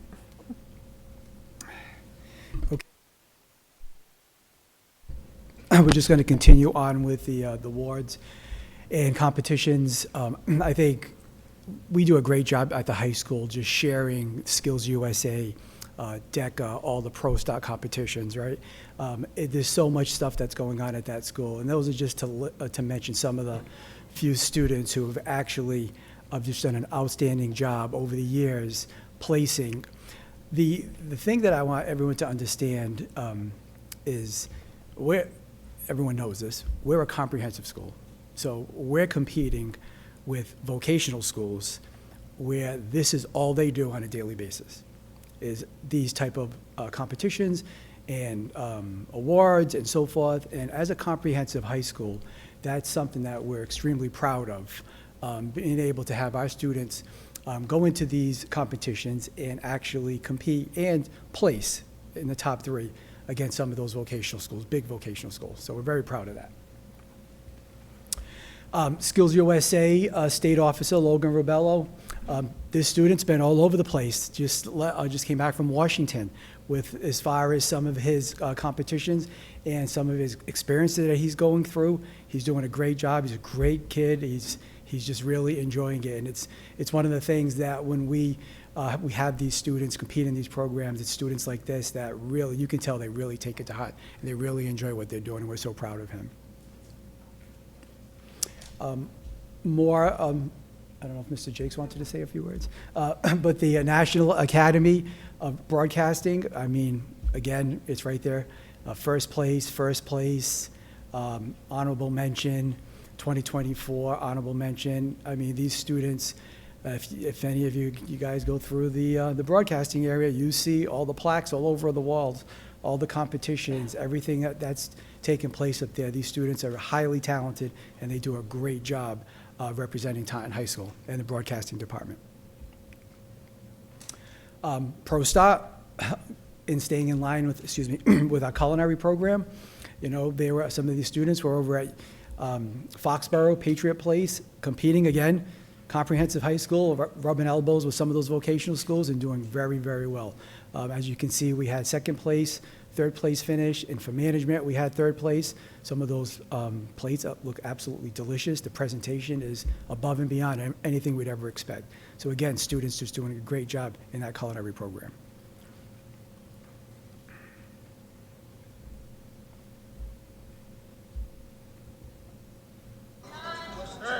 Going under.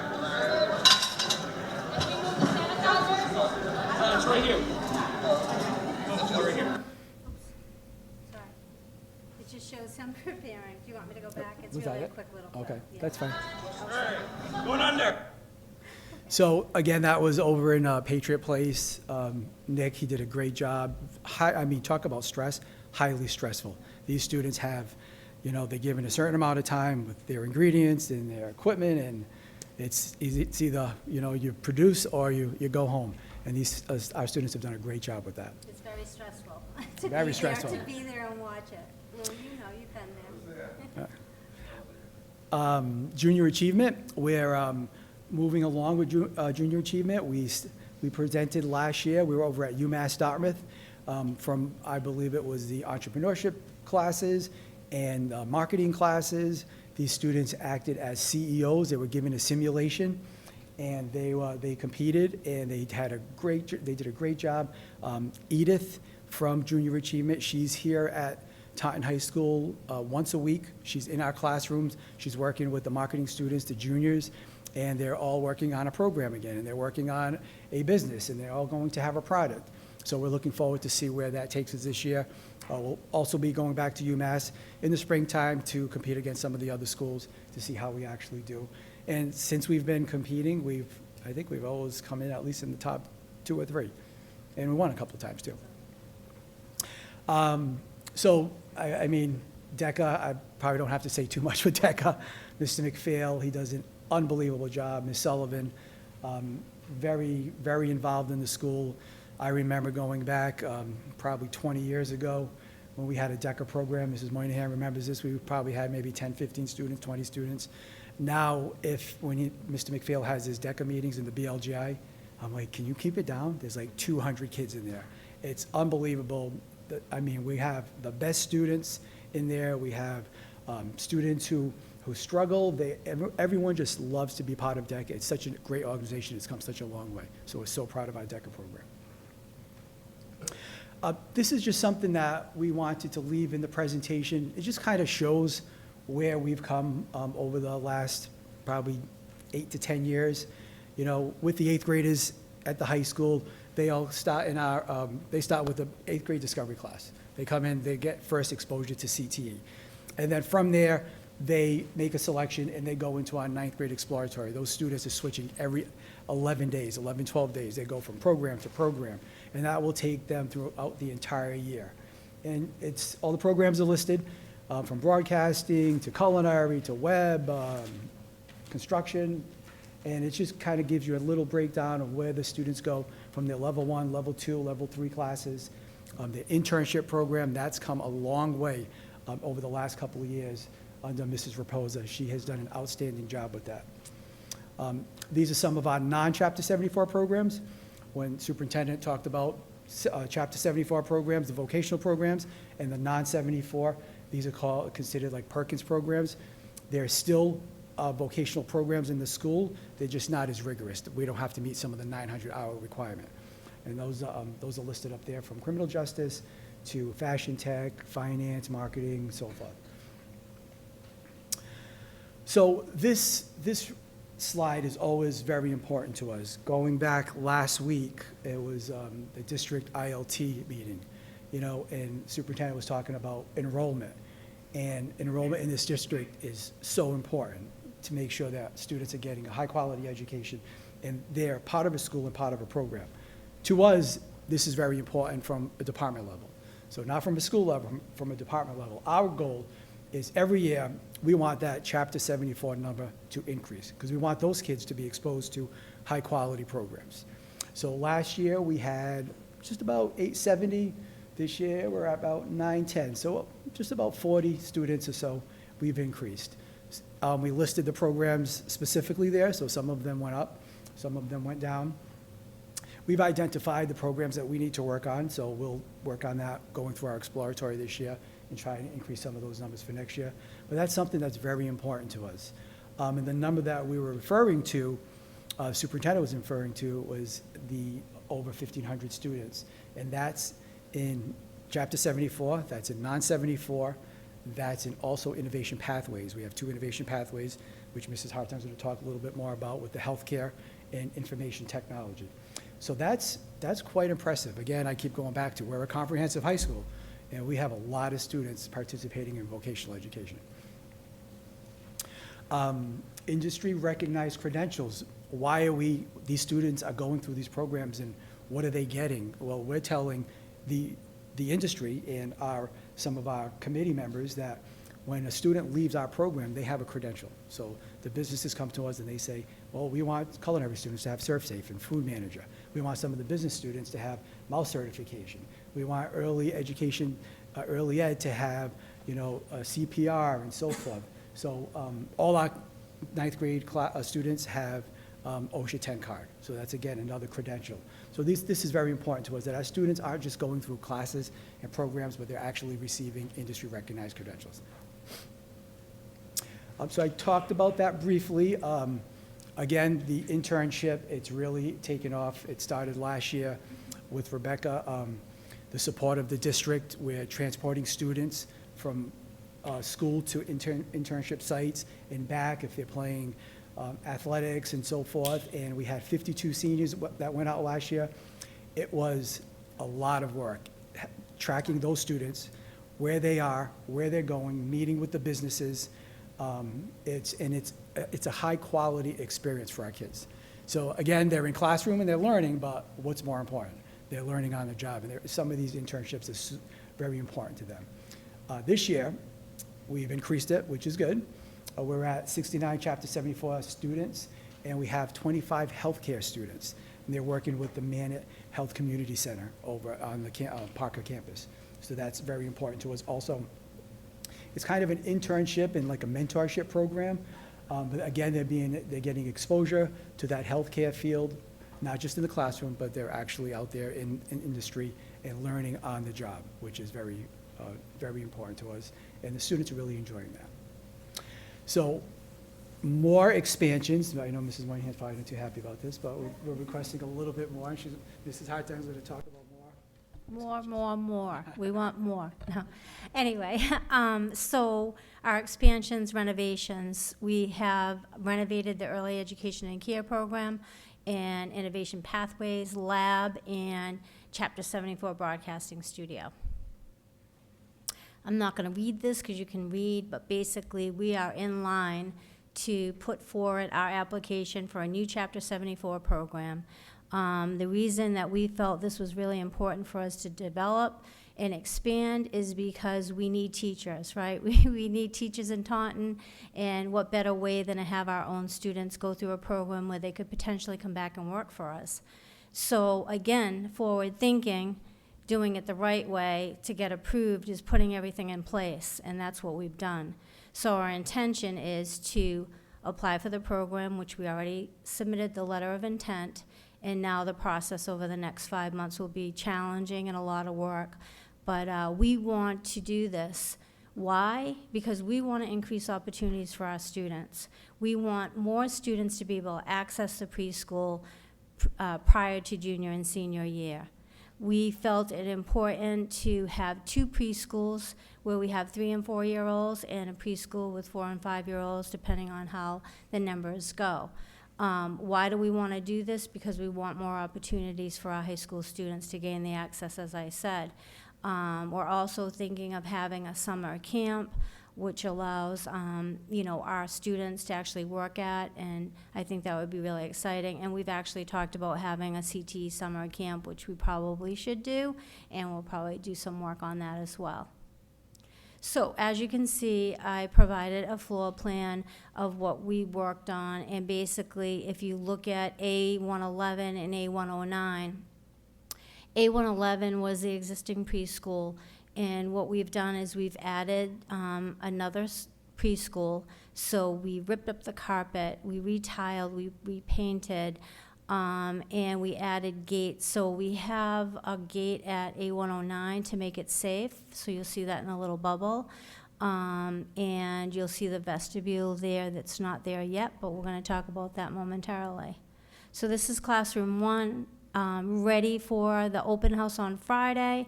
And ready for school to open up on Monday the 7th, so we're super excited about that. This is Mrs. Fortunato's room, and she'll have the 4 and 5-year-olds, and this is the second classroom that we've worked on, and we're very proud of this work, and we're excited that our high school students have this opportunity. The playground is in. Playtime is the best time. Without a playground, students don't develop, they don't develop the way they should. They need playground time, and we wouldn't have a chance of getting approval of the Chapter 74 program without the playground. So we're very thankful and appreciative of that. So we have also partnered with Triumph, and in reference to the internship opportunities, we've had 8 students participate, and they're paid throughout the summer, and we'll continue to doing that, and we'll continue to add to that as well. So that's really a nice partnership to have. I should also say, I mentioned, because I'm not sure if you're familiar, but our high schoolers actually go to all of our elementary schools, and they get the clinical experience of the hours that they need to be certified in early education and care. Innovation pathway, we located a room for the ambulance simulator, so it's my old CAD lab. So D102, you'll see a floor plan there that shows the ambulance simulator in the corner, and yes, we can fit it in, and hopefully when it comes in November, and we have some hospital beds. We're super excited about the anatomy table that you see in the center. That simulation table is unbelievable, and you'll all get to see that when we have our ribbon cutting and open house for you to see all the great things that we're doing. Go back for one sec.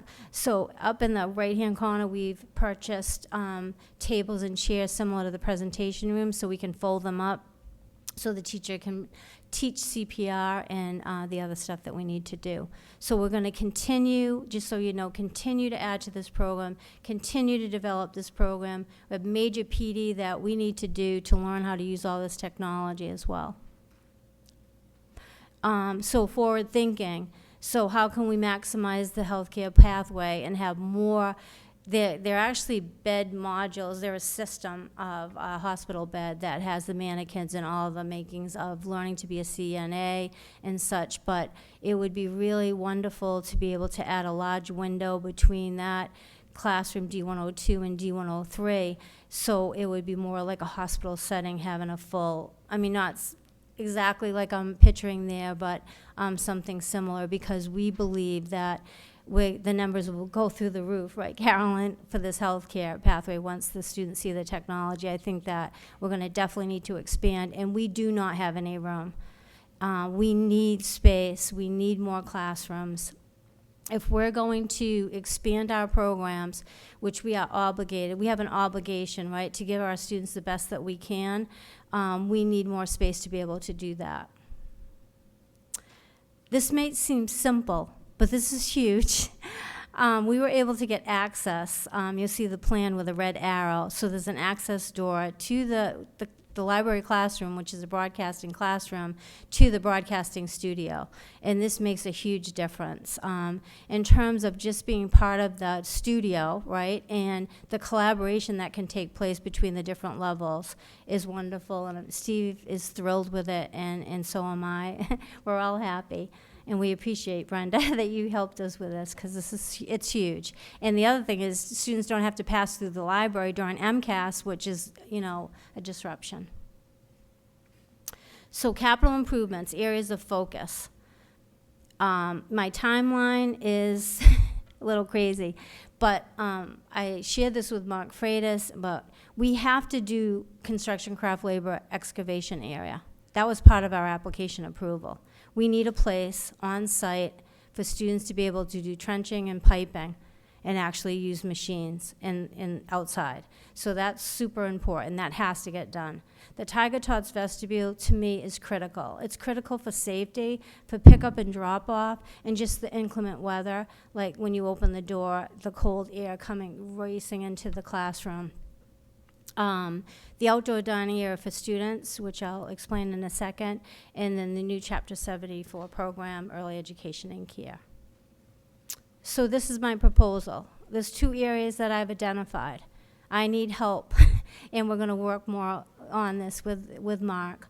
But I've identified 2 areas. One across the street, which is the one up on the upper right-hand side, and then the one on the bottom is near the parking lot adjacent to the field house. I'm sorry? Yeah, but it's beyond that. It's a good spot for what we need to do, because we need it relatively close to the classrooms, but that's what we're thinking. But there needs to be work. We need to have a retaining wall. We need to have heat. We need to have a lot of things, so we need to talk about that more. We need a space building. We need a building where we can store the equipment safely, and the groundskeepers could share this with us. But we need a space that seems big, I know, but when you look at the campus, we do have some space, and maybe we can carve some of this out and make it a little smaller. But we're thinking of a building dimension 40 by 50 and a pit size 12 feet by 20 feet with 3 feet deep, so they can be under, and digging, and fences, and a concrete pad, and swinging gates. But our construction craft labor students can help with a majority of this project. We do need the space metal building, but the students, it would be a great learning experience for them to be able to pour the concrete for the building and even put the fencing up too. The vestibule, as I said, is critical, and I think it needs to be beautiful. It needs to be, it needs to complement the Tiger Cafe patio. It that playground. So that whole facade, that whole side driving by, and I'm not saying it's this one, but I think that we need to think about what does it look like, and if we could make it longer, that would be better, but I think it's really important. So here we are at the outdoor dining area for students. Back in the day, remember the Tiger tent? That's where we served people before we had our restaurant. That's where we were, and we served, Dr. Harrison, we served people from the community and teachers, and it was really challenging because of the weather.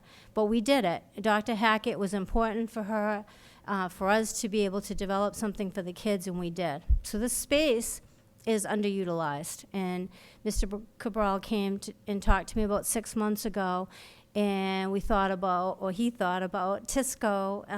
If you've been to Tisco, and this is just like conceptual. I haven't had students weigh in on this yet, but just to give you an idea of like what we could do to utilize a beautiful space. Because if you've been back there and you look up that with a high ceiling, it has so much potential, and it's actually a nice space for students like the seniors to hang out. So what we're thinking is grab and go. The bottom of that floor plan, you'll see the black rectangles. That's grab and go, and this seating, and maybe there's cornhole, there's activities for them to do, and canopies, and then having like beach sand and build it up and have stones. So that's welcoming too, and that's similar to what you'd see at Cisco and also at the Jockey Club. We could also do things with those transformers, and they could be painted, or we could have abrevieties in front of those to hide them. But this shows you conceptually what we could do with like a black fence and brick piers, and how beautiful the space could be. And the canopies, the sail canopies, are just fun. Obviously, they would have to be industrial type. They can't be the type that you would just buy at Home Depot. These would have to really be sturdy.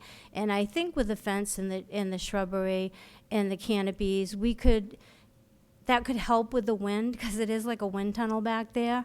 Next slide.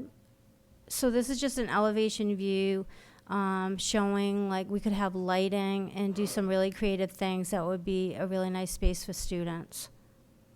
Another perspective.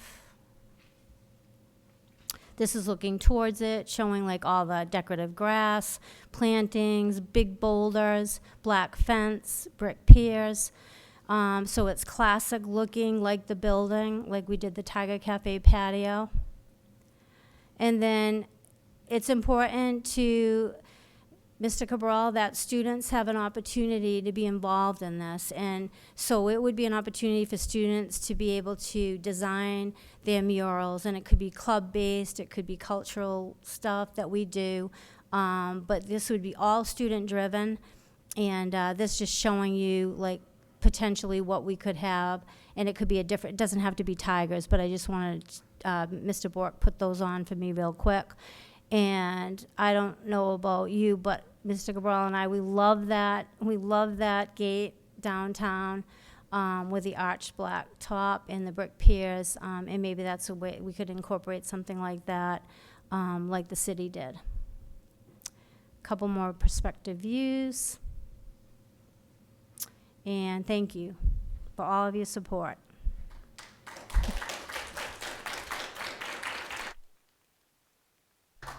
Thank you both, Ms. Hartung, Mr. Raposo. I'll open it up to the committee for questions. Mrs. Shavs. I just have a couple of comments. So I've worked with Dollar and Mike, so I understand the huge undertaking. Your comment was challenging and a lot of work. I think that's an understatement about what you guys have gone through. I also want to make it known that every time you add one of these programs, I want people to understand that the teachers aren't experts in these fields. So they suddenly have to become experts in these fields. So the amount of PD, and in a lot of these areas, it's not a traditional type of of course that they would be able to take at a college. So there's a lot of extra time. When I think about the new one that you just added in, with the construction craft laborer, I was very impressed with Dala, with all of her knowledge of all of this, which I'm certain she didn't have when she first took over the department. So it's like, you're building a department as it's moving, and you're trying to be relevant in the 21st century, and I have to commend you both, as well as your teachers, of the amount of time that they put above and beyond the classroom, and it's just amazing. And, you know, I saw it at the beginning as you started some of the programs, so to see the amount of programs you have, and then to see all of the awards that the students have done with the different areas. I mean, I know I did the programming, and I know how much time your teachers worked outside of the building to try to get these kids prepared for all these different things. So I want to commend you. I think this was an outstanding presentation. And I appreciate everything color-coded and the little hyperlinks you had in there, so thank you.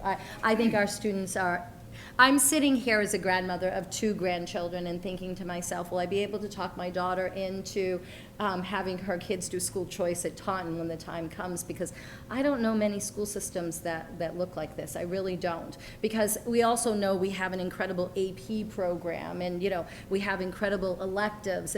I mean, the school is so comprehensive that I just think it is amazing. You two have done an outstanding job. So thank you so much. Thank you, Mrs. Schaafs. Anyone else? Mr. Wendell? So I would like to begin by commending both Mrs. Hartung and Mr. Raposa, the administrative team at Taunton High School, school committee, central office, superintendent's office, and everybody who was involved in making the CTE program the way it is now. Seems like you have some big aspirations for how we can improve, and there's always room for improvement, and I love that idealism. One thing that I just loved your presentation. Speaking as a student, I commend your teachers, the teachers within the career technology department, and just overall the hard work that everybody's been putting into this. It does not go unnoticed by myself or other students. As you mentioned in your TISCO plan, no students weighed in. I'll be the first. I'll be the first to weigh in on that. I think it's a great idea. I think it's a great idea, and I would love to be a part of helping develop that. But like I said, I'd like to commend everybody. Great work, wonderful job presenting. Thank you for all the work you've done. Very highly respected and commendable educators. Thank you. Thank you, Mr. Wendell. Was there your hand up here? Mr. Pawlowski? Yeah, guys, thank you. That's an amazing presentation, and I just feel a really great sense of pride being affiliated with Taunton High, knowing that my kids came from there. And I was just telling Mr. Cabral today, even though my daughter is graduating from Taunton High this year, I'm still always going to be invested in Taunton High because I want to make sure there's really skilled, talented kids coming out of this school, living in our community to take care of me as I get older. So now I see you've got this whole healthcare pathway. I feel so much better. I'm like, they got all that technology, so I'm going to be well taken care of for years to come, thanks to you guys. So really awesome work, and thanks so much. Thank you, Ms. Pawlowski. Mrs. Fagan? Yeah, when I caught onto the healthcare pathway, my son was recently in the hospital, and he was down at St. Luke's. And they had a girl come in that was so unbelievably kind. He said she was a little bit of a thing, and he starts talking to her, and she knew how to fix everything on him. She knew how to work he had a brace on him, everything like that. And he just found her so nice, and my husband was in there, and they kept talking about this girl, and Patrick said to me, he said, I was talking about my daughter and said she was a cheerleader. And she said, so am I. And he goes, for the New England Patriots? She said, no, I'm a student at New Bedford Vogue. And I it was just so funny, but the kids that are coming out after they've been with you, and I remember I used to go see Mr. Salvi all the time. I went in there one day when a kid was trying to cut an apron out for a skirt, and I said, he was a football player, And he said, I can't do this. And I said, let me see that thing. And I went zip, zip, because I use those saws all the time. And the kid was like, oh. But I love to see people that try doing things with their hands, because there's not that many people that do it. But just the way these kids are after they come out from being in your program, there's a level of maturity there. Maybe it's because you put so much faith into them and there's mutual respect. I'm sure that's some of it. But it's just nice to see how those kids are. And I've always liked your programs, and because I like doing things with my hands, and I appreciate it when other people can do it. And I can't wait for you to have a nice little open house at that thing outside, because I hope you invite us all. And somebody makes some goodies, too. Thank you. One more thing, I would be remiss, the healthcare pathway expansion has a lot to do with Carolyn and her visit to the bar and the things that they saw. So I want to make sure I give credit where it's due. Yep. I just roll with the punches and Thank you. If I may, thank you so much for the presentation. Thank you for your energy, your enthusiasm. And if Isaiah Wendell says it's the good thing to do, we support Isaiah and, of course, the students that he represents. So thank you for your work, and looking forward to the ribbon cutting. Superintendent? Yeah, just real quick, I don't think it should go unnoticed that Dala Hartung has been under the weather. So I want to commend Dala for coming in this evening. Again, putting in the work, not only during the school day, but in the evening, even when she's not feeling well. And Mike, you guys just complement each other so well. You really do. And the work that you've accomplished as a superintendent, I just think it's transformative. We have really transformed the high school experience for our kids.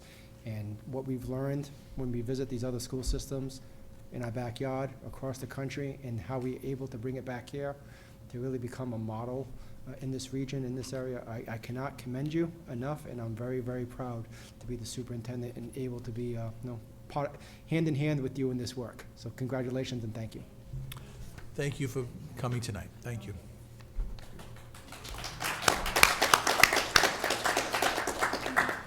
Okay, next up, we have the Governance Course School Board Superintendents and Schools Working Together by Davis Campbell and Michael Fulan.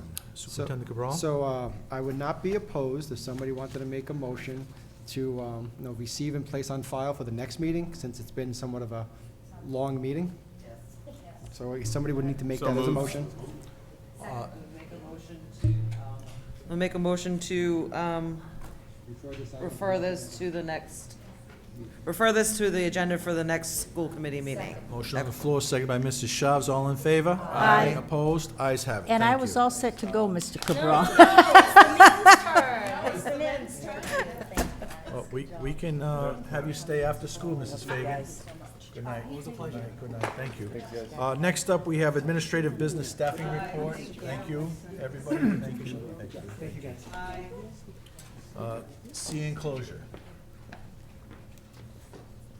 Any action, comments, questions? All in favor? Aye. Opposed? Ayes have it. Thank you. Next up, we have the Taunton Public School staffing update. See enclosure. I'm just very happy to report that we are at 93% and inching closer and closer to that goal of 100%. Wonderful. Second. All in favor? Aye. Opposed? Ayes have it. Thank you. Next up, we have the increased development impact on schools discussion item. See enclosure. So I added this as an item, and I would request that the school committee make a motion that we request Kevin Scanlon and the city engineer Michael Patnode to attend a committee of the whole with the committee to discuss the impact of all the housing and the future housing with the school committee. So if somebody would make that in form of motion. I'll make that in the form of a motion, Mr. Cabral. Second. All in favor? Aye. Opposed? Ayes have it. Thank you. Next up, we have subcommittee reports, High School Advisory Subcommittee. Mr. Paulsky. Thank you, Dr. DeMello. So this is among my favorite meetings of the year. So on Wednesday, September 25th at 1 o'clock, we had a meeting of the high school subcommittee, specifically the Taunton High School Student Advisory. So in attendance was myself, Mr. Vieira, Mrs. Fagan for the high school subcommittee. In addition, we had Superintendent Cabral, Dr. Harrison, Carolyn Blano, and we had a special guest, Barbara Kroc from the Bar Foundation. students in attendance that gave us great feedback. We got David McAvoy in the 9th grade, Pedro Sanchez in the 9th grade, Mia O'Reilly from the 8th grade, Gianna Foster from the 11th grade, Lila Hoy in the 8th grade, Cassidy Lynn in the 10th grade, Natalie Duncan in the 12th grade, Mary Kelly in the 10th grade, Eleni Murphy in the 11th grade, Julia Mendonca in the 12th grade, Jessica Chukwu in the 10th grade, Liana Mora in the 11th grade, and Denzel Chukwu with the 10th grade. Unfortunately, we were missing Isaiah, so that's why I got to make sure I give a really good presentation right now so he can get the feedback. But just really continue to be impressed that we got representation from all of the grades, really representing the students, and that's what this is about. So, all right, we got a lot of good feedback. So one of the 10th grade students noted that the school is much more organized with less congestion in the hallways and visible staff presence. However, some of the areas still had a bit of clutter, but they did notice this is something that they had issues with last year, and they marked the improvement that we've seen in the year. So, you know, kudos to the administration there. 10th grade student highlighted fewer students loitering in the restrooms, but expressed concern about the lack of paper towels. Ongoing fight. An 11th grade student praised the work of the Link crew in helping the 8th graders adjust. Positive, but on the negative side, this 11th grade student felt unprepared for calculus, which they attributed to the IM curriculum in their previous class. 12th grade student praised the new school furniture in the library and the main lobby and the improved communication. However, they felt concerns about long lines at the security checkpoints upon entering the school. Another 12th grade student shared positive feedback, again, on the Link crew's support of new students, the helpfulness of the newsletter, which has improved communication. However, they were concerned about their pre-calculus preparation and the grading policies in their math classes. 90% of the grade going to tests and 10% of their grade going to classwork. The student was also concerned about overcrowding on the buses. An 8th grade student, really, again, lots of props for the Link crew, so really doing a good job there. 8th grade student appreciated the support from the Link crew, which helped ease their transition and ease their first day jitters. An 11th grade student noted issues with the 8th and 9th graders using the senior lounge, making it difficult for upperclassmen to access it at times. They stated that they wished guidance allowed for more choice and more voice with regards to scheduling. They felt like students don't always know which classes are an option for them. 8th grade student felt that they were safe in the building, praised the announcements, and mentioned improved hallway etiquette. 9th grade student commented that their buses are overcrowded and noted a lack of soap in the restrooms, and also that the buses were always late and they found themselves being late to class. 9th grade student praised the AVID program, an early college program that teaches study skills and earns them college credit. So the meeting concluded general praise for the improvements, but ongoing concerns about specific issues like bathroom supplies, grading policies, and bus services. So just to sum up, the security lines are too long. They want to see some improvements there. It's an ongoing thing. It's not easy, so I'm confident that the administration will put some work into it and see what they can do.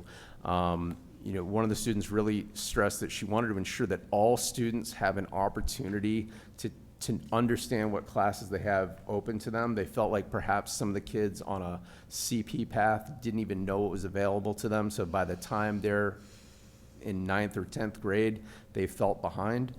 The same student noted that she saw really great work being done to motivate the young kids coming into the school, but she felt like we weren't doing enough to motivate the upperclassmen, who she sees some of them losing motivation as they go through. And again, lots of complaints about the buses. So these kids have a lot of great feedback, a lot of positive things to say, but you know, we want to make sure that they know their voices are going to be heard, and we're going to work and do some things about it. And we're going to have this meeting again at the end of the year, and the hope is that many of these things that they brought up will have made some improvements on it. So that was the first meeting. The second meeting at 3 o'clock, we had a high school subcommittee with the Taunton Alternative High School Student Advisory Council. So myself and Mrs. Fagan from the high school subcommittee in attendance, Superintendent Cabral, and Principal Bert Delaney. So our students were Marcio Pinto from the 12th grade, Nevea Quinones from the 12th grade, and Delilah Rodriguez from the 12th grade, all new members of Taunton Alternative High School. So one of the students expressed a positive experience so far, noting improved focus and ease in accessing learning. The alternative schedule allows him to attend school during the day and work their construction job, which he works from 6 p.m. to 12 a.m., often sometimes till 2 in the morning. And he finds this beneficial. Another 12th grade student shared that they had previously been struggling with poor grades and poor attendance at Taunton High School, but had seen a significant improvement due to smaller class sizes and a lower student-to-teacher ratio at Taunton Alternative High School. The final student appreciated the smaller school environment, feeling they received more individual attention from teachers. They mentioned that the afternoon schedule allows them to feel more refreshed, and they recently started a job. They were recently started a job through help from their teachers at Taunton Alternative High School as a dietary aide, which they were very excited about. So overall, the students expressed satisfaction with the alternative high school setting, highlighting the flexibility and personal attention that they received. And they really just hammered home, they really feel seen and they feel like their teachers care about them. Something that they never got that feeling in the larger environment. So, we appreciate the great work that they're doing at Taunton Alternative High School, and it's nice to hear from the kids and see their perspective. So, that concludes my report. Thank you. Thank you, Chairman Pawlowski. What are the wishes of the committee? Motion to accept the report. Is there a second? All in favor? Aye. Opposed? Ayes have it. Thank you. Next up, we have Finance and Law by myself as chair. First, we had in attendance Mrs. Shavs. Mr. Viera was absent. First item we reviewed was the use of facility. Mrs. Monahan explained the attached memo, which is basically self-explanatory. Some organizations, we waive fees in lieu of community service. Others, we charge for rental, custodian, police, fire, and facility management. That was received unanimously and placed on file. Next up, we have the Taunton High School softball field bid opening. We had 4 bids. At the conclusion of the 4th bid, it was referred by Mrs. Shavs to administration to do due process and make the best selection based on the bid specifications, and that was voted unanimously. Next up, we have the Special Education Expense Service attached memo. That was also explained to us by Mrs. Monahan, Assistant Superintendent, that the total charges rendered year-to-date, this is of course fiscal year 25, which started July 1st, was $8,014, leaving us a balance of $41,986 for the remainder of the fiscal year. I questioned that seemed to be a very high number, and I was assured that that's pretty normal at this time of year, and that things could get better and we could be under budget like we were last year. So that's hopeful. Thank you. That was received and placed on file unanimously once again. And 4th item on the agenda, we had bills payable. First up, we had FY25 in the amount of $707,320. There were a few questions asked regarding the warrant. One specifically, Mrs. Shavs, I can't remember yours, but anyway, there were PD with Yeah. Boston College. One was the health lab. One was the That health on lab. page 5, and then the other one was the PD from Boston College. That was part of the bar grant. Exactly, and I also questioned one of the vendors, Coaching for Change, on the high number for the, start of the school year. And again, it's a pay-by-use service, what do we call that, Superintendent? I believe we pay them on a monthly basis. Pay them on a monthly basis. So the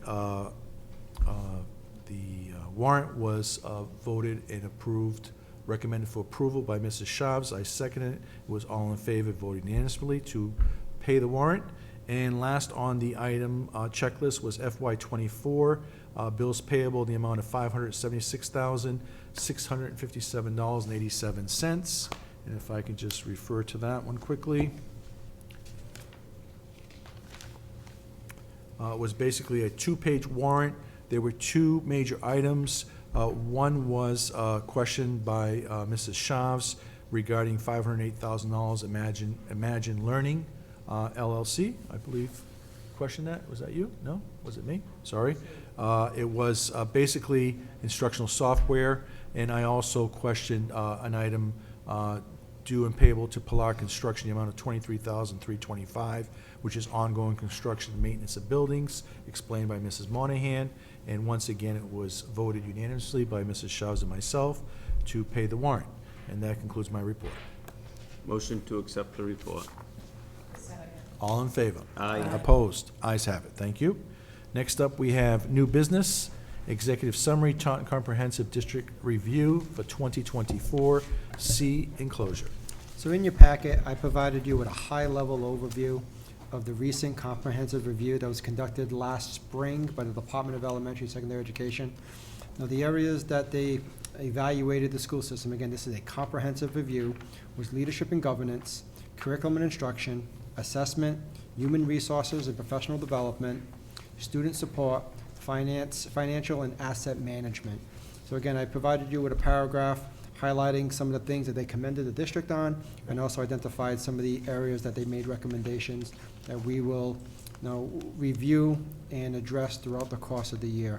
So when we provide the school committee with a comprehensive MCAS review, we'll take a little dive and incorporate this into the presentation as well. So this is just for you to have on file, and if I thought we had incorporated the actual report, so I will make sure you get the actual report in the next packet. Thank you, Superintendent. Wishes of the committee? Motion to accept the report. Second on discussion. Superintendent, since it's part of this memo, the assessment piece, what could be the implications of a up or down vote on the MCAS for the November 5th election? Implications referring to... If this committee took a stand? Well, I mean, we've put so much work into this, and let's say the general public votes it down, right? A no vote means no more MCAS, is that correct?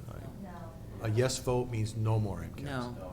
Oh, It's just a graduation requirement. Graduation They would requirement. still have to So, take the okay, so MCAS. not a graduation requirement. Yes, they would Okay. get rid of that. How would we Replace change that. course So to? I can provide the committee with an update at the next meeting Okay. about the impact. That way, one, it's not listed, and two, let me work with Mr. Barata to provide the committee with a summary, because I do have some supporting documents that I think would be helpful for the committee to understand the full implications and what would result at the district level, where we would have to develop our own assessments to take the place as a graduation requirement if the ballot question Pending. were to not pass. Right, exactly. So you've thought about it, you've talked to fellow colleagues in your roles and around the district, and of course, Ms. Barata is part of the conversation.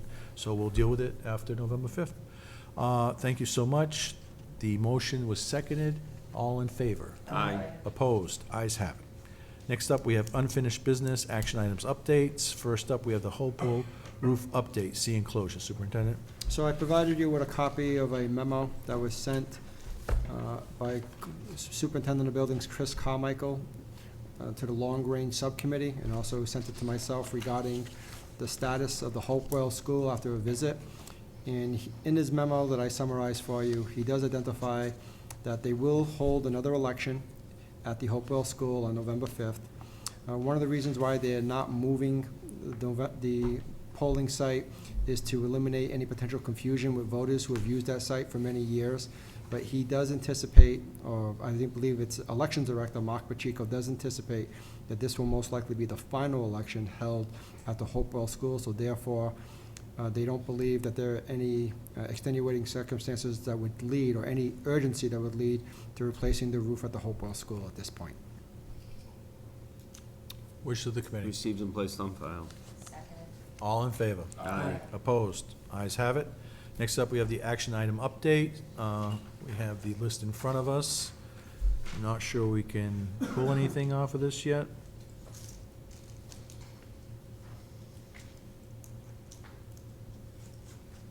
Should we add tonight's motion to this, Superintendent, regarding the planning for the Coyle Cassidy? So Mrs. Lasser, can we add that to the action items? Within 30 days to have the plan? And the reason I mentioned 30 days, because I guess the city council is going to get that same report in 30 days, so it would coincide with the results. Yeah, we'll begin working on that right away. Thank you. I guess a motion would be in order to... So moved. All in favor? Aye. I'm sorry, second by Mrs. Santos. All in favor? Aye. Opposed? Ayes have it. Press time, any press? I saw a few folks out there. Nope. Motion to adjourn will be in order. So moved. Second. Second by Mr. Enos. All in favor? Opposed? Ayes have it. Have a good night, everyone.